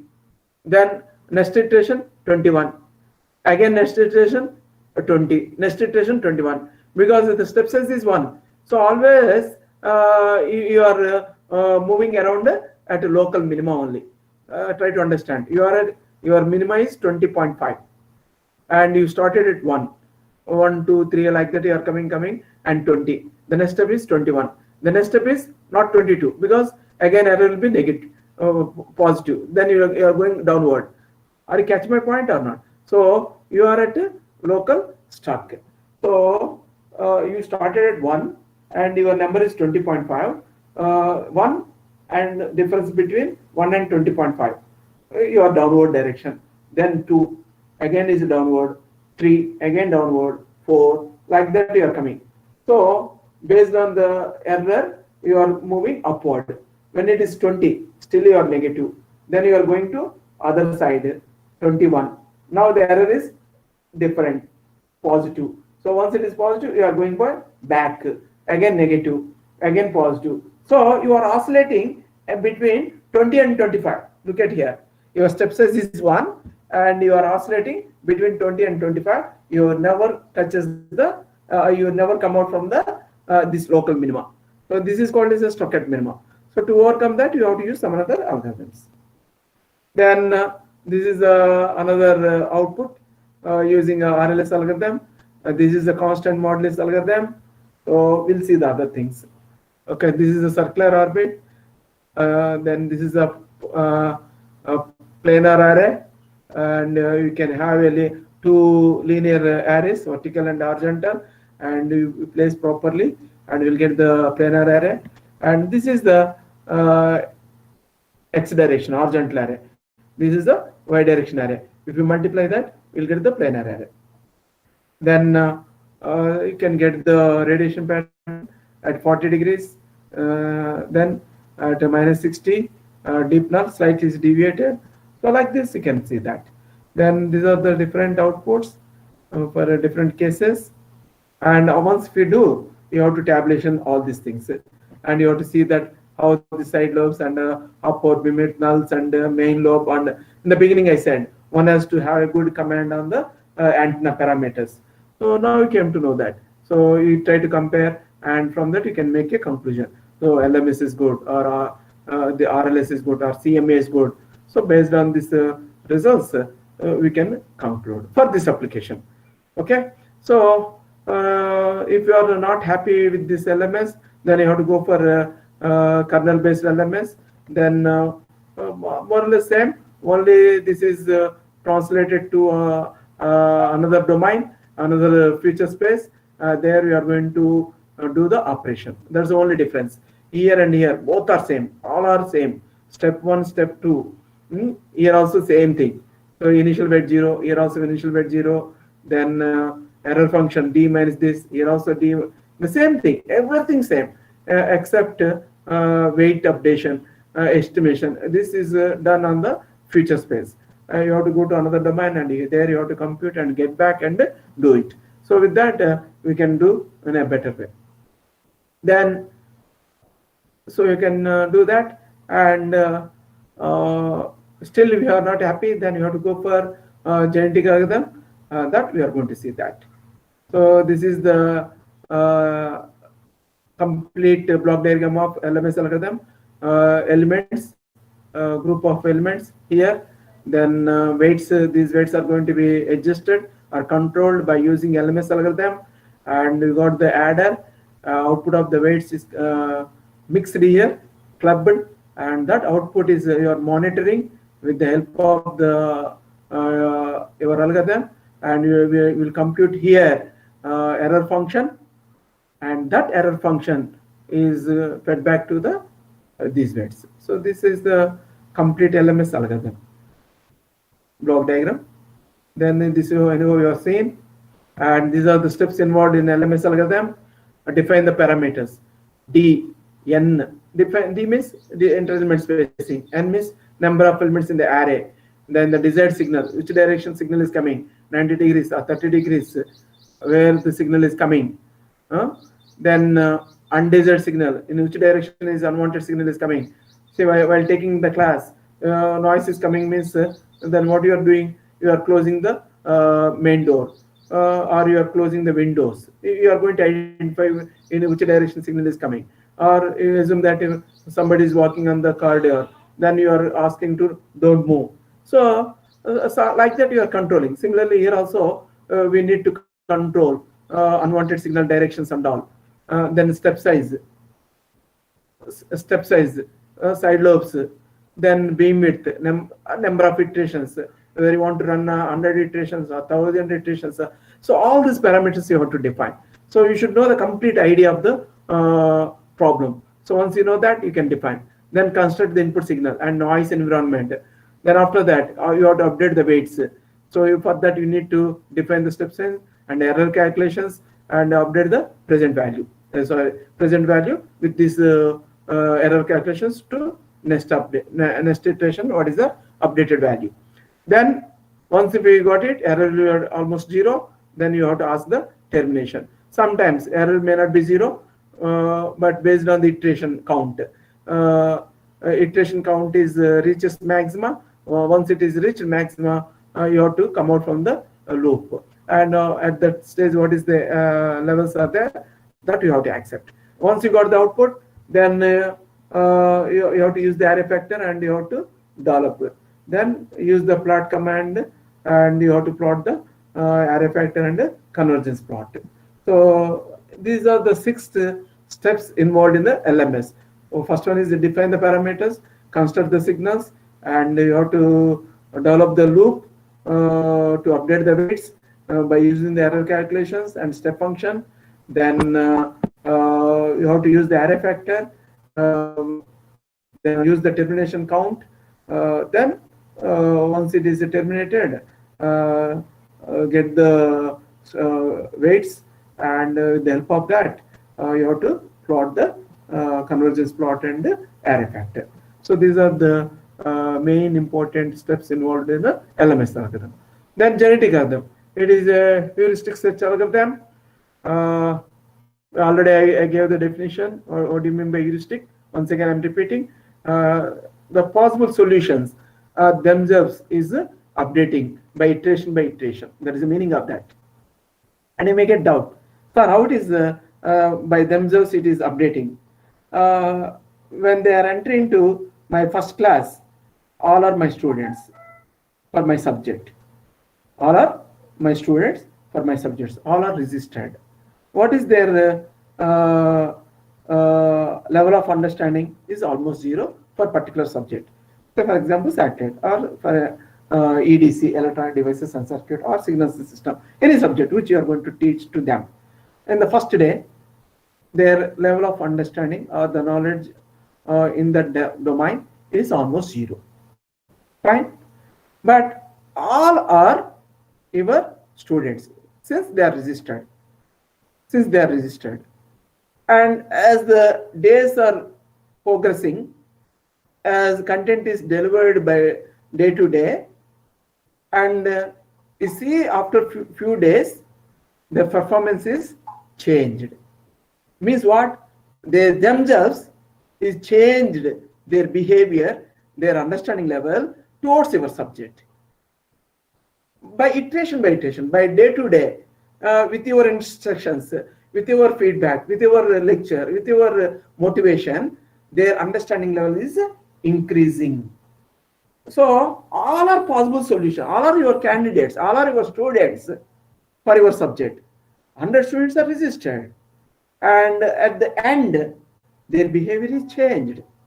And is it changed by one day? By day to day, by themselves it is changed with your inputs. So with your inputs they have changed their behavior. Similarly here in a heuristic, I have a function. I have one function, x plus y, or some equation. What are the x and y values? I have one equation. F of x is equal to x square plus y square minus 2x plus some equation is there. I want to find the minima. And you are doing some numerical techniques, and you are going to say the minimum value for this function is 1, 0, or 2, 0, or 3, 0, based on that. How do you know that is? You are substituting 0, 0, 1, 0, 2, 0, and you are doing, and every time you are updating, and finally you are going to conclude. So this is my answer. Similarly here, in the first day, all are my students, and day to day, as the class is progressing and their level of understanding also is increasing with your inputs, with your notes, with your lecture notes, their understanding levels are increasing. They are updating themselves. So in this domain, your weights initially random, and all are possible solutions, but you are not going to accept. Initially you are taken, they randomly they have some value 0, 1, 2 something, and I apply it to my function. I got the worst output. I'm going to discard it. I'm not going to discard it. I will take it as my input, possible solutions. I'm going to update these weights by systematically, by iteration. Then finally, I'll get the desired thing with a set of weights. So the same thing it is happening. So if you give the live example, they will understand. If we give the definition, heuristic algorithm means the possible solution candidates are going to be updated iteration by iteration, and by using a cost function, we'll get the desired output. Very few boys will understand by iteration how it is going to be updated, by using cost function how it is going to be updated. Very few boys will. Those who have some interest, those who have the knowledge, they will do. But some boys they can't follow. So you have to give them a live example. It should be, when you are giving live example, it should be relevant to the topic. Don't give the nonsense one example. So if you give the live example, then boy will understand. Or somehow this example should be closer to this your present topic. My present topic is algorithm. In that my weights are updating, and you gave the definition technically, but boy is unable to understand. Then you give the one live example with one or two statements, because the live examples they have seen already, and they are seeing also. They know that, so they will compare and they will correlate. They will map it, these parameters and that parameters, some extent they will understand the subject easily. So with this mechanism, without their permission, you are going to inject concept into their minds. That is the duty of the teacher.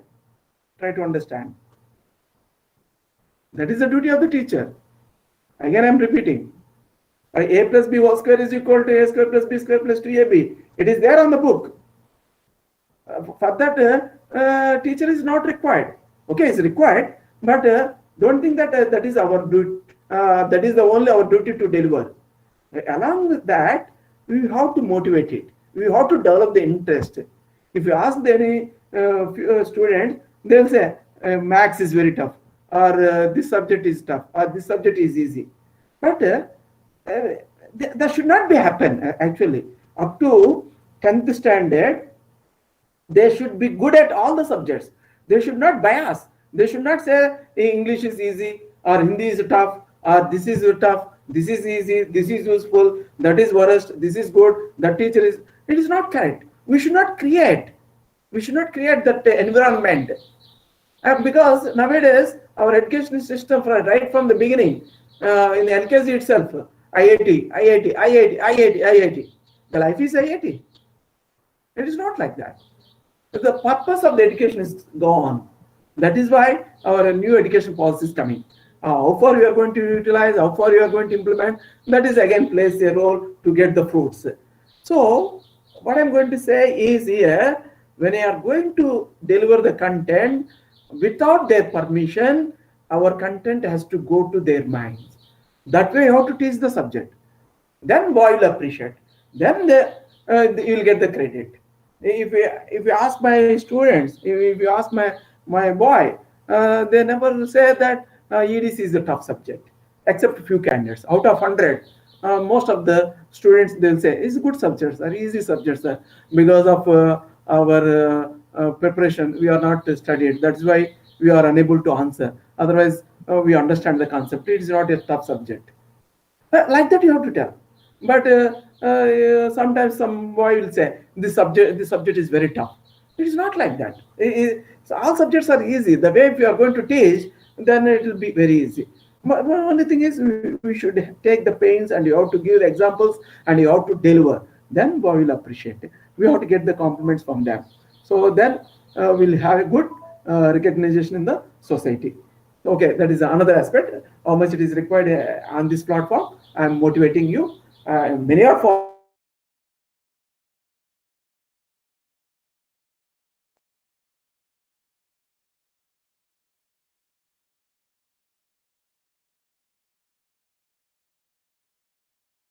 Don't think that you are not following. Just even if it's for optimization. So why I'm going to say it is efficient and effective. In a less time, I will get the quickly. Say for example, you want to buy something from the market. Your mother has given the target. Go and get it quickly. Then nearest market you have to go and get it. Usually you are going for the big market. That will take maybe 1 hour. And nearby your house also one small shop is there. Your mother is gave the task. Then you have to decide whether you go to nearby shop or far away. A boy has to think. He has to complete the task, and your mother has gave the time bound. You get the I need these ingredients another 10 minutes. When the mother has gave the task to the boy should go to nearest shop and he has to get it.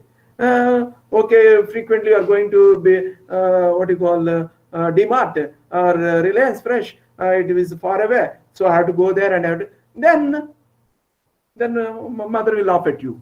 Oh, my boy has not has the common sense. Then my mother will educate. So this is the problem. So I have to get the results in effectively and immediately. So this is also important. When I'm applying the algorithm, I should get the results and it should be acceptable range. So it's effective and efficient, both as required. I need to get effective immediately and efficient also. Then I ask you to get it, but nearby two shops are there. In one shop, the quality is very bad. I gone to that shop and I brought it, but it's not at all useful. It is very damaged. So you have to bring it and quality also. There two shops are there. If the quality is not good, means immediately another shop you have to go and get it. You said get it 1 minute. There that will take 1.5 minutes. So hence I have not gone to there and I brought it. It's meaningless.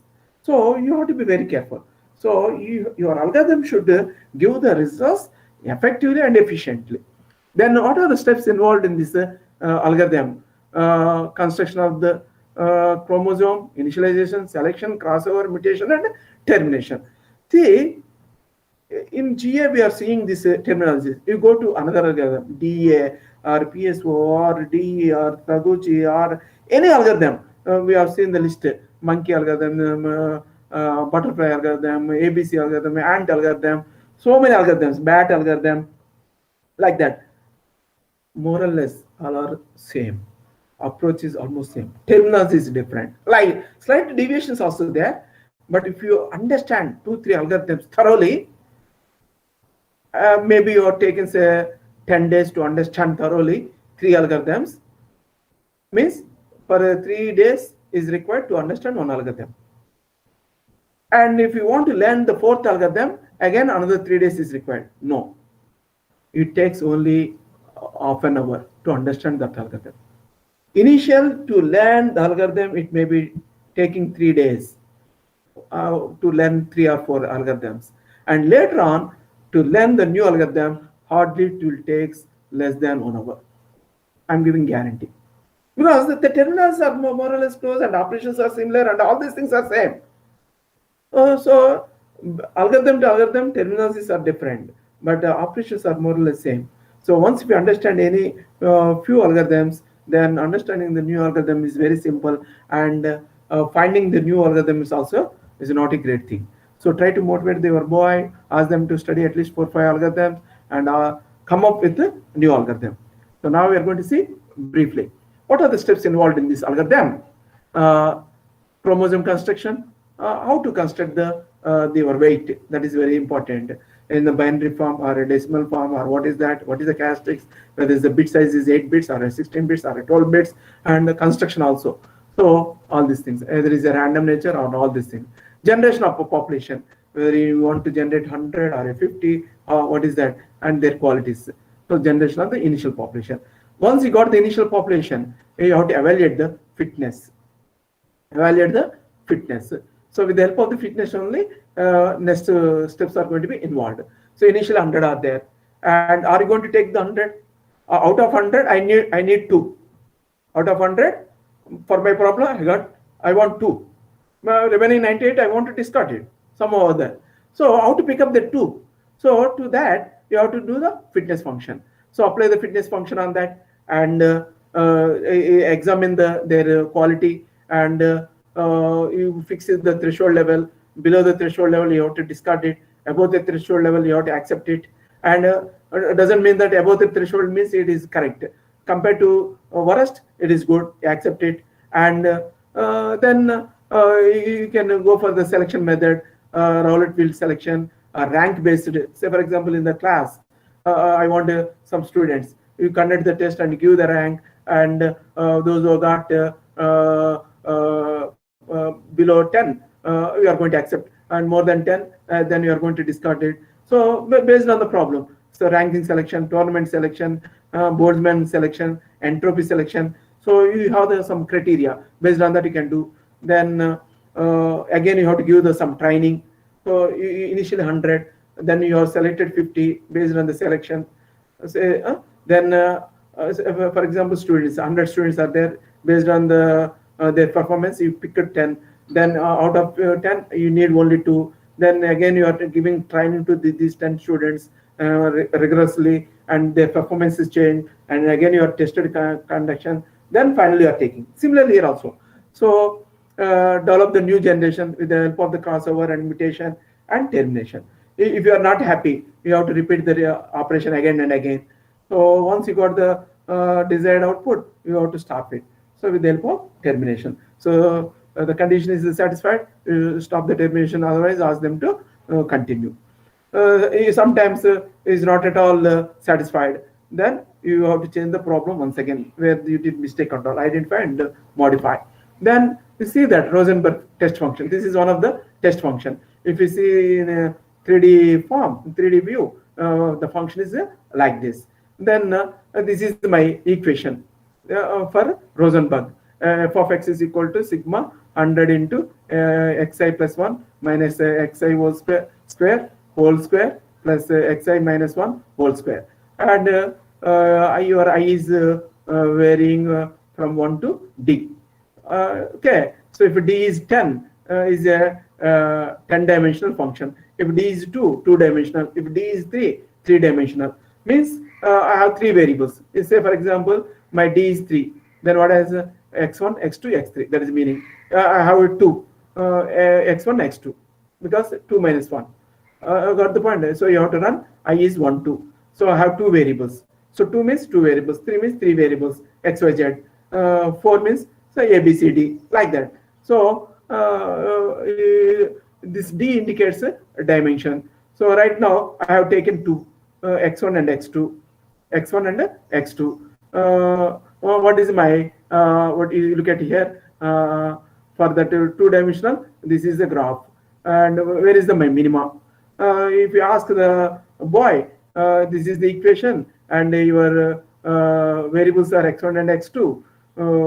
Find the minimum means what they will do. What is the range, sir? You are going to say 0 to 5 or 1 to 5, minus 5 to 5 plus 5. Then you will substitute minus 5, minus 5, minus 5, 0, or 0, 0, 1, 0, 2, 0, like that. How many points will come? Say for example, 0 to 6 and 0 to 6. So how many points will come? 6 into 6, 36 points will come. Have you got the point or not? So 1 to 6, it depends on. So we have the 36 points. He has to test it, and after finally he will say, sorry, my minimum is at so and so point. So yeah, until that you can't say that. He has to use some mathematical tools and equations and all, and he has to find. So it takes time, or he has to go for trial and error method. Instead of that, if it is only 2-dimensional, 3-dimensional, you can do on the pen and paper. If it is a 10-dimensional or 20-dimensional, then doing on the paper or trial and error method, we can do, but takes much time. Maybe sometimes hours together, days together, and finally it is useless. So I want the results in a fraction of a second. So if I develop some algorithm, and if I feed to this algorithm, because my algorithm is running at a faster rate based on your processor time, because it is in the order of gigahertz, cycles are going to be executed. So in a fraction of time, it is going to be running, and within a fraction of a second, I will get the output. So assume that my say my d is 10. So 1, 1, 1, 1, 10 ones. So my x1 is 1, x2 is 1, x3 is 1, x4 is 1, x5 is 1, and so on, x10 is 1. So when all ones are my all variables are 1, my output is 0. For this function, we'll get the global minimum 0. Look at here, global minimum 0 at all ones. To compute this, we need to do either trial and error or some other technique that will takes much time. So what I'm going to do here, initial population is this. This is one point. All these are possible solutions. Look at here. All these are possible solutions. 1, 2, 3, 4, all these things, all are possible solutions. Some are acceptable, some of them are not at all acceptable. How do you know that they are acceptable or not? Based on the cost function. I'll compare, I'll pass these results to the cost function, and based on the cost function results, I'm going to select. If the above the threshold level, I'm going to accept it. Below the threshold, I'm going to discard it. So initially your initial population is like this solution path, and after few iterations, you see that all are going to moving to at one point. It is going to be converged. Initially, it is random. All are randomly it is there. So then it is a close. Are you got the point or not? See, when you go to the class, before teacher is entering to that, all the boys are in a random in a class. When the teacher is entered and with one or two instructions, silence, occupy your seat, like that, you are going to say one or two statements. Sometimes you don't need to say the statements. Immediately they are going to adjust, and even if it is not properly adjusted, and if they are sitting one or two boys at the back, even if the space is there in the front benches, if you give on instructions, sit properly, come closer, like that, with one or two statements, boys will come closer and they will attend you. See, initially they are spreaded randomly. With your instructions, they have changed their positions. So here also, initially these are all are spreaded randomly, and they are not at all suitable for my solution. And using algorithm steps, after a few iterations, they are coming closer and closer. And when you are modified further, and you will get the better output. To get the idea, initial how it is, after few iterations how it is. This is not the final. So at the final, all will be merged, and you will get the final output. Now, so you see here, here initially it is like this, and a few of them are closer here, and now all these are possible solutions compared to this. They all are possible, but I'm going to discard it because it's far away. I'm going to discard all these things. But after few iterations, many of the populations or candidates are coming closer. But if I give small training, I'll get the result. This is my what you call pink color. The brown color is my output. So all these black color stars should go to the pink color star. So if I give small instructions, if I modify their characteristics, these candidates will move to a desired location. So the error will be 0. That only we are going to do now. So I assume that one example, before the crossover, I have taken 175 value. 175 in the binary form like this, 240 is in the binary form like this. So before crossover, it is like this. After crossover, I am accepted 175 and 245 based on my fitness function to the next level. So now these are possible solutions, but I'm not happy with these two candidates. So if I give small training to them, I may get the better results. I'm hoping that. So when I'm applying crossover on this, then what happened? You see that the last 4 bits in each chromosome will be mutually exchanged their positions. So all ones is mapped with all zeros will be mapped with the all ones.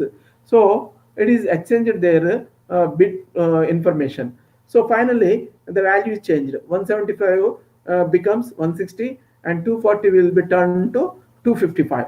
So before crossover, I have 175 and 245. It is accepted, but I am not happy. So if I give small training, 160 and 255. Now, how do you know that whether it is acceptable or not? Again, this after crossover, these chromosomes pass on to the cost function and see that if the result is good, you accept it. If results are not good, you have to truncate it. Then similarly, you have another operation. Need not be exactly in the middle. You can do the 2 bits, 3 bits is based on that. So based on the interest, you have to change the crossover location and get the outputs. Similarly, sometimes no need to disturb the many bits simultaneously. Only 1 or 2 bits, if you change it, you will get the output. Say assume that 170 is very closer to the your desired value. So if we modify one bit, I may get a very close value 175. So after modification, if it is closer, you have to accept it. Otherwise, you have to discard it. Don't think that after crossover mutation, forcefully you have to accept. No. After crossover, you have to test it once again, fitness function. If it is valid, if it is gone through the fitness function successfully, and if it is giving better performance, then you have to accept it. Otherwise, you have to ask them to modify once again. So using crossover and mutation, this doing. So now you are explained like this with this slide. Then boy will never understand sometimes. Why 175? Why it is 160? Okay, mathematically it is changed. The value changed. I catch my point or not? Before crossover 175 based on 1010 triple 4 ones, the binary function. Then here all zeros value. So he is looking at mathematically. He is not understanding the conceptually. So you should say the why. What is the significance of that? If we go to the playground, out of 100 players, the coach will select some 20. Then what they'll do after several iterations or several tests from the 100 players, he has selected 20 for team for tournament. Then he needs only 11 players for cricket team or 15 extra players. So he is not going to pick up only 15 players. He is going to pick up some 25. Then all these 25 are not excellent, but compared to remaining 75, these 25 are doing good. Then what they will do? Coach will give training.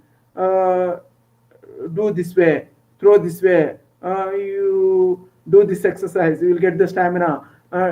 Like this, some hints will give, or catch like this, and throw this way, field this way. Like some clues he will give, and he will train. And with the small training, and after training, his behavior is changed. Before training, say his score is based on his chart, maybe 30 points. After training, what happened?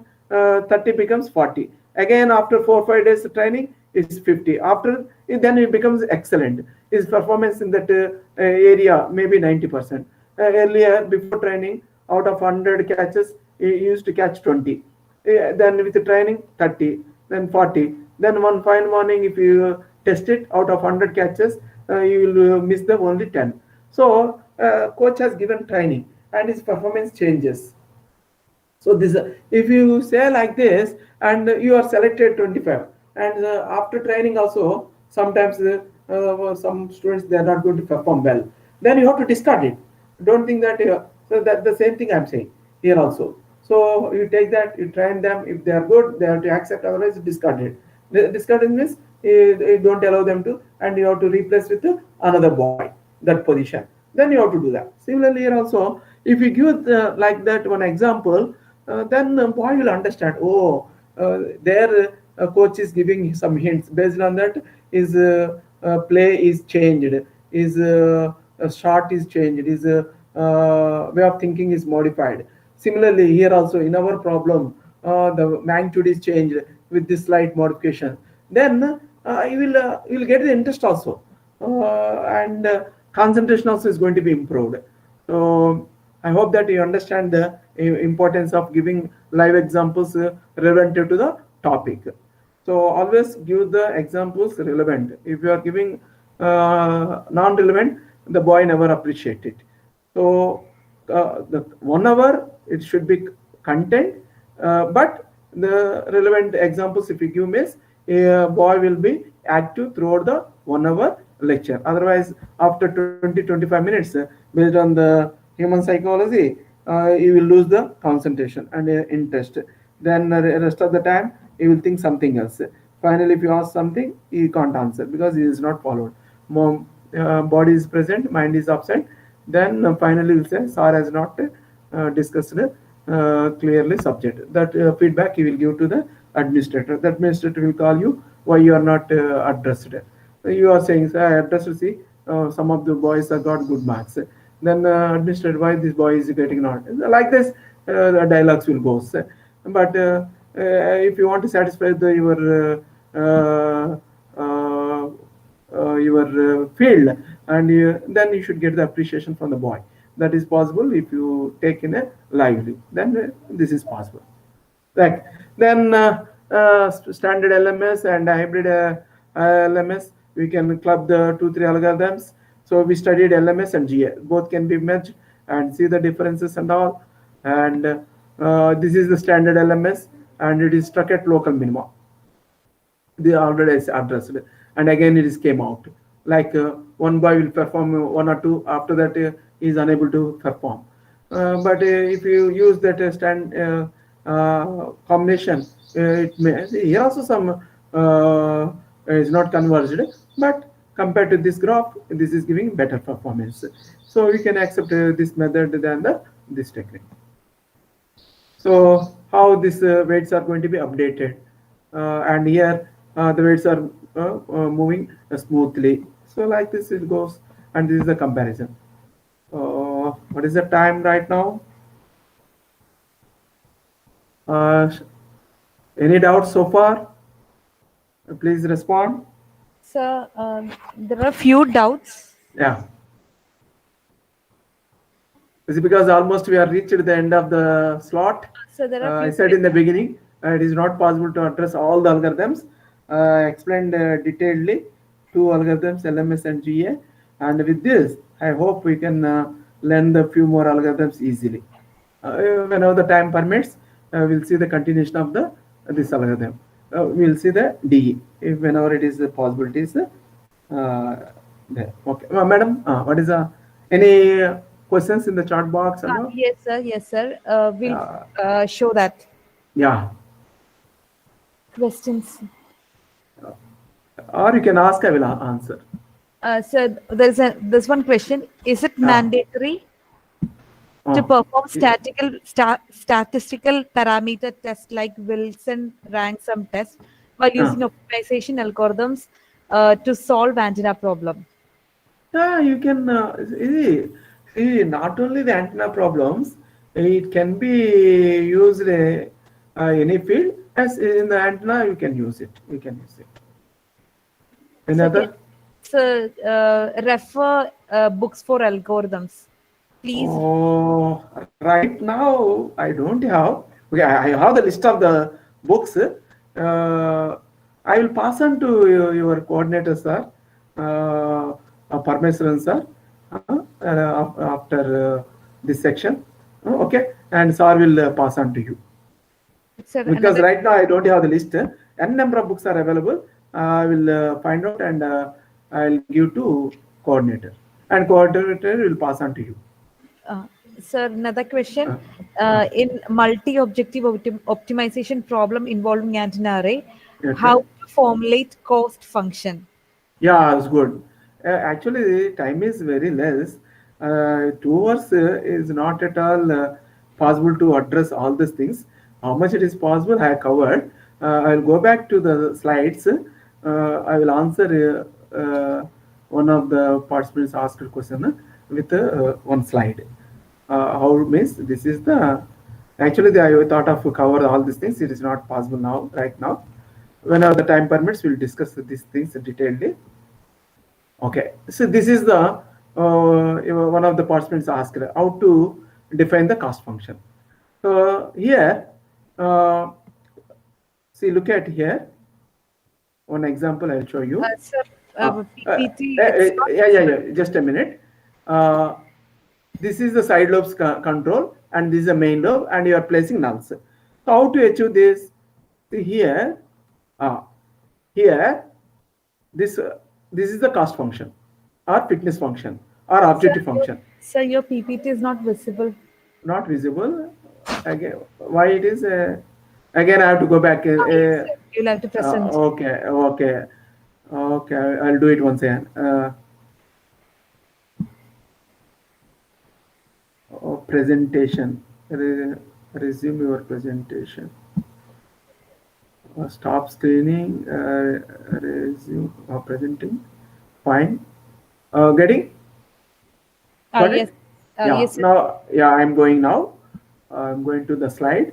Now look at here. here we are going to control two. What are that means? One is side lobes, the other one is nulls. In the beginning, I shown the radiation pattern. I want to control the nulls. I want to place the null and all. So this first summation in this equation, the first term in this equation, the first term, this summation handles side lobe control. Say if you give the lower bound some 10 degrees, upper bound 80. So 10 to 80, need not be 10 to 80, any value. So assume that my main beam starts 80. So from 0 to 80, I don't want side lobe, say. So you can use this integration 0 to 80. With the help of this integration, we can control the side lobes. And similarly, above the main beam, from 90 onwards to 180. So 90 to 180. Are you got the point? 90 to 180. So from 80 to 90, we have the main beam, and 0 to 80 and 90 to 180, all the side lobes will be controlled, and main lobe will come 80 to 90. Your bandwidth is 10 degrees. Are you got the point? So this is the side lobe control, and this one is nulls. Using the second term in the cost function with the help of theta j, 30 degrees. The array factor 30 degrees. So how much null you want, you place here. Say for example minus 30 dB, minus 40, minus 60. So first term is the side lobe control, and second term is null control. Say for example you want to place 3 nulls. My j is 3. So assume that 30, 20, 40, or 10, 20, 30, say. So theta 1, 10 degrees, theta 2, 20 degrees, theta 3, 30 degrees. And what are the energy levels? Minus 40 dB, minus 60 dB, minus 70 dB, you can define. So you have to define the cost function. So if you define the cost function properly, then we can get the desired radiation pattern. That's all I'm saying in the beginning. If you understand the concept clearly, developing the fitness function is very simple. If you are not going to define fitness function, then you can't get the good control on the radiation pattern. So with that, you will get the weights, and those weights are going to be fed to the antenna. Any other doubts? No, sir, no more questions. No more questions. Good. So shall I continue, or it is okay? Because already we have reached the maximum time. Okay, whenever the time permits, we will have again interaction, and I will address other algorithms, DE, Taguchi, and teacher learning based, then rest of the algorithms. Continuation of this only. I am not going to teach again these 2 algorithms. I just will brush up, and I will continue the new algorithms. Okay. So thank you for attending online to understand these concepts. Is very, very important. Not only the antennas, it can be used in any field, any sector, not only in ECE, any field. Even in a stock market to prediction, they are going to use this optimization. If you go to your Ansoft or IE3D inside this optimization toolbox only is there. If you go to signal system, MATLAB, there also this toolbox will be there, optimization technique. So once if you want efficient and quickly the results, optimization tool is the ultimate. So with the help of the optimization only, we are going to get the quickly efficient results. But the error will be there. Okay, say you want 90, you got it 99, 89 or 91, you can accept it. Doesn't matter. So like that. So thank you. Thank you, sir. Thank you very much for a very informative session. Thank you, So, ma'am. with this, we are winding up today's STTP. The next session is scheduled at 9:30 a.m. tomorrow. Thank you very much for joining us today. The feedback for the day and the attendance link is available in the chat box. Thank you. Right, ma'am. Thank you.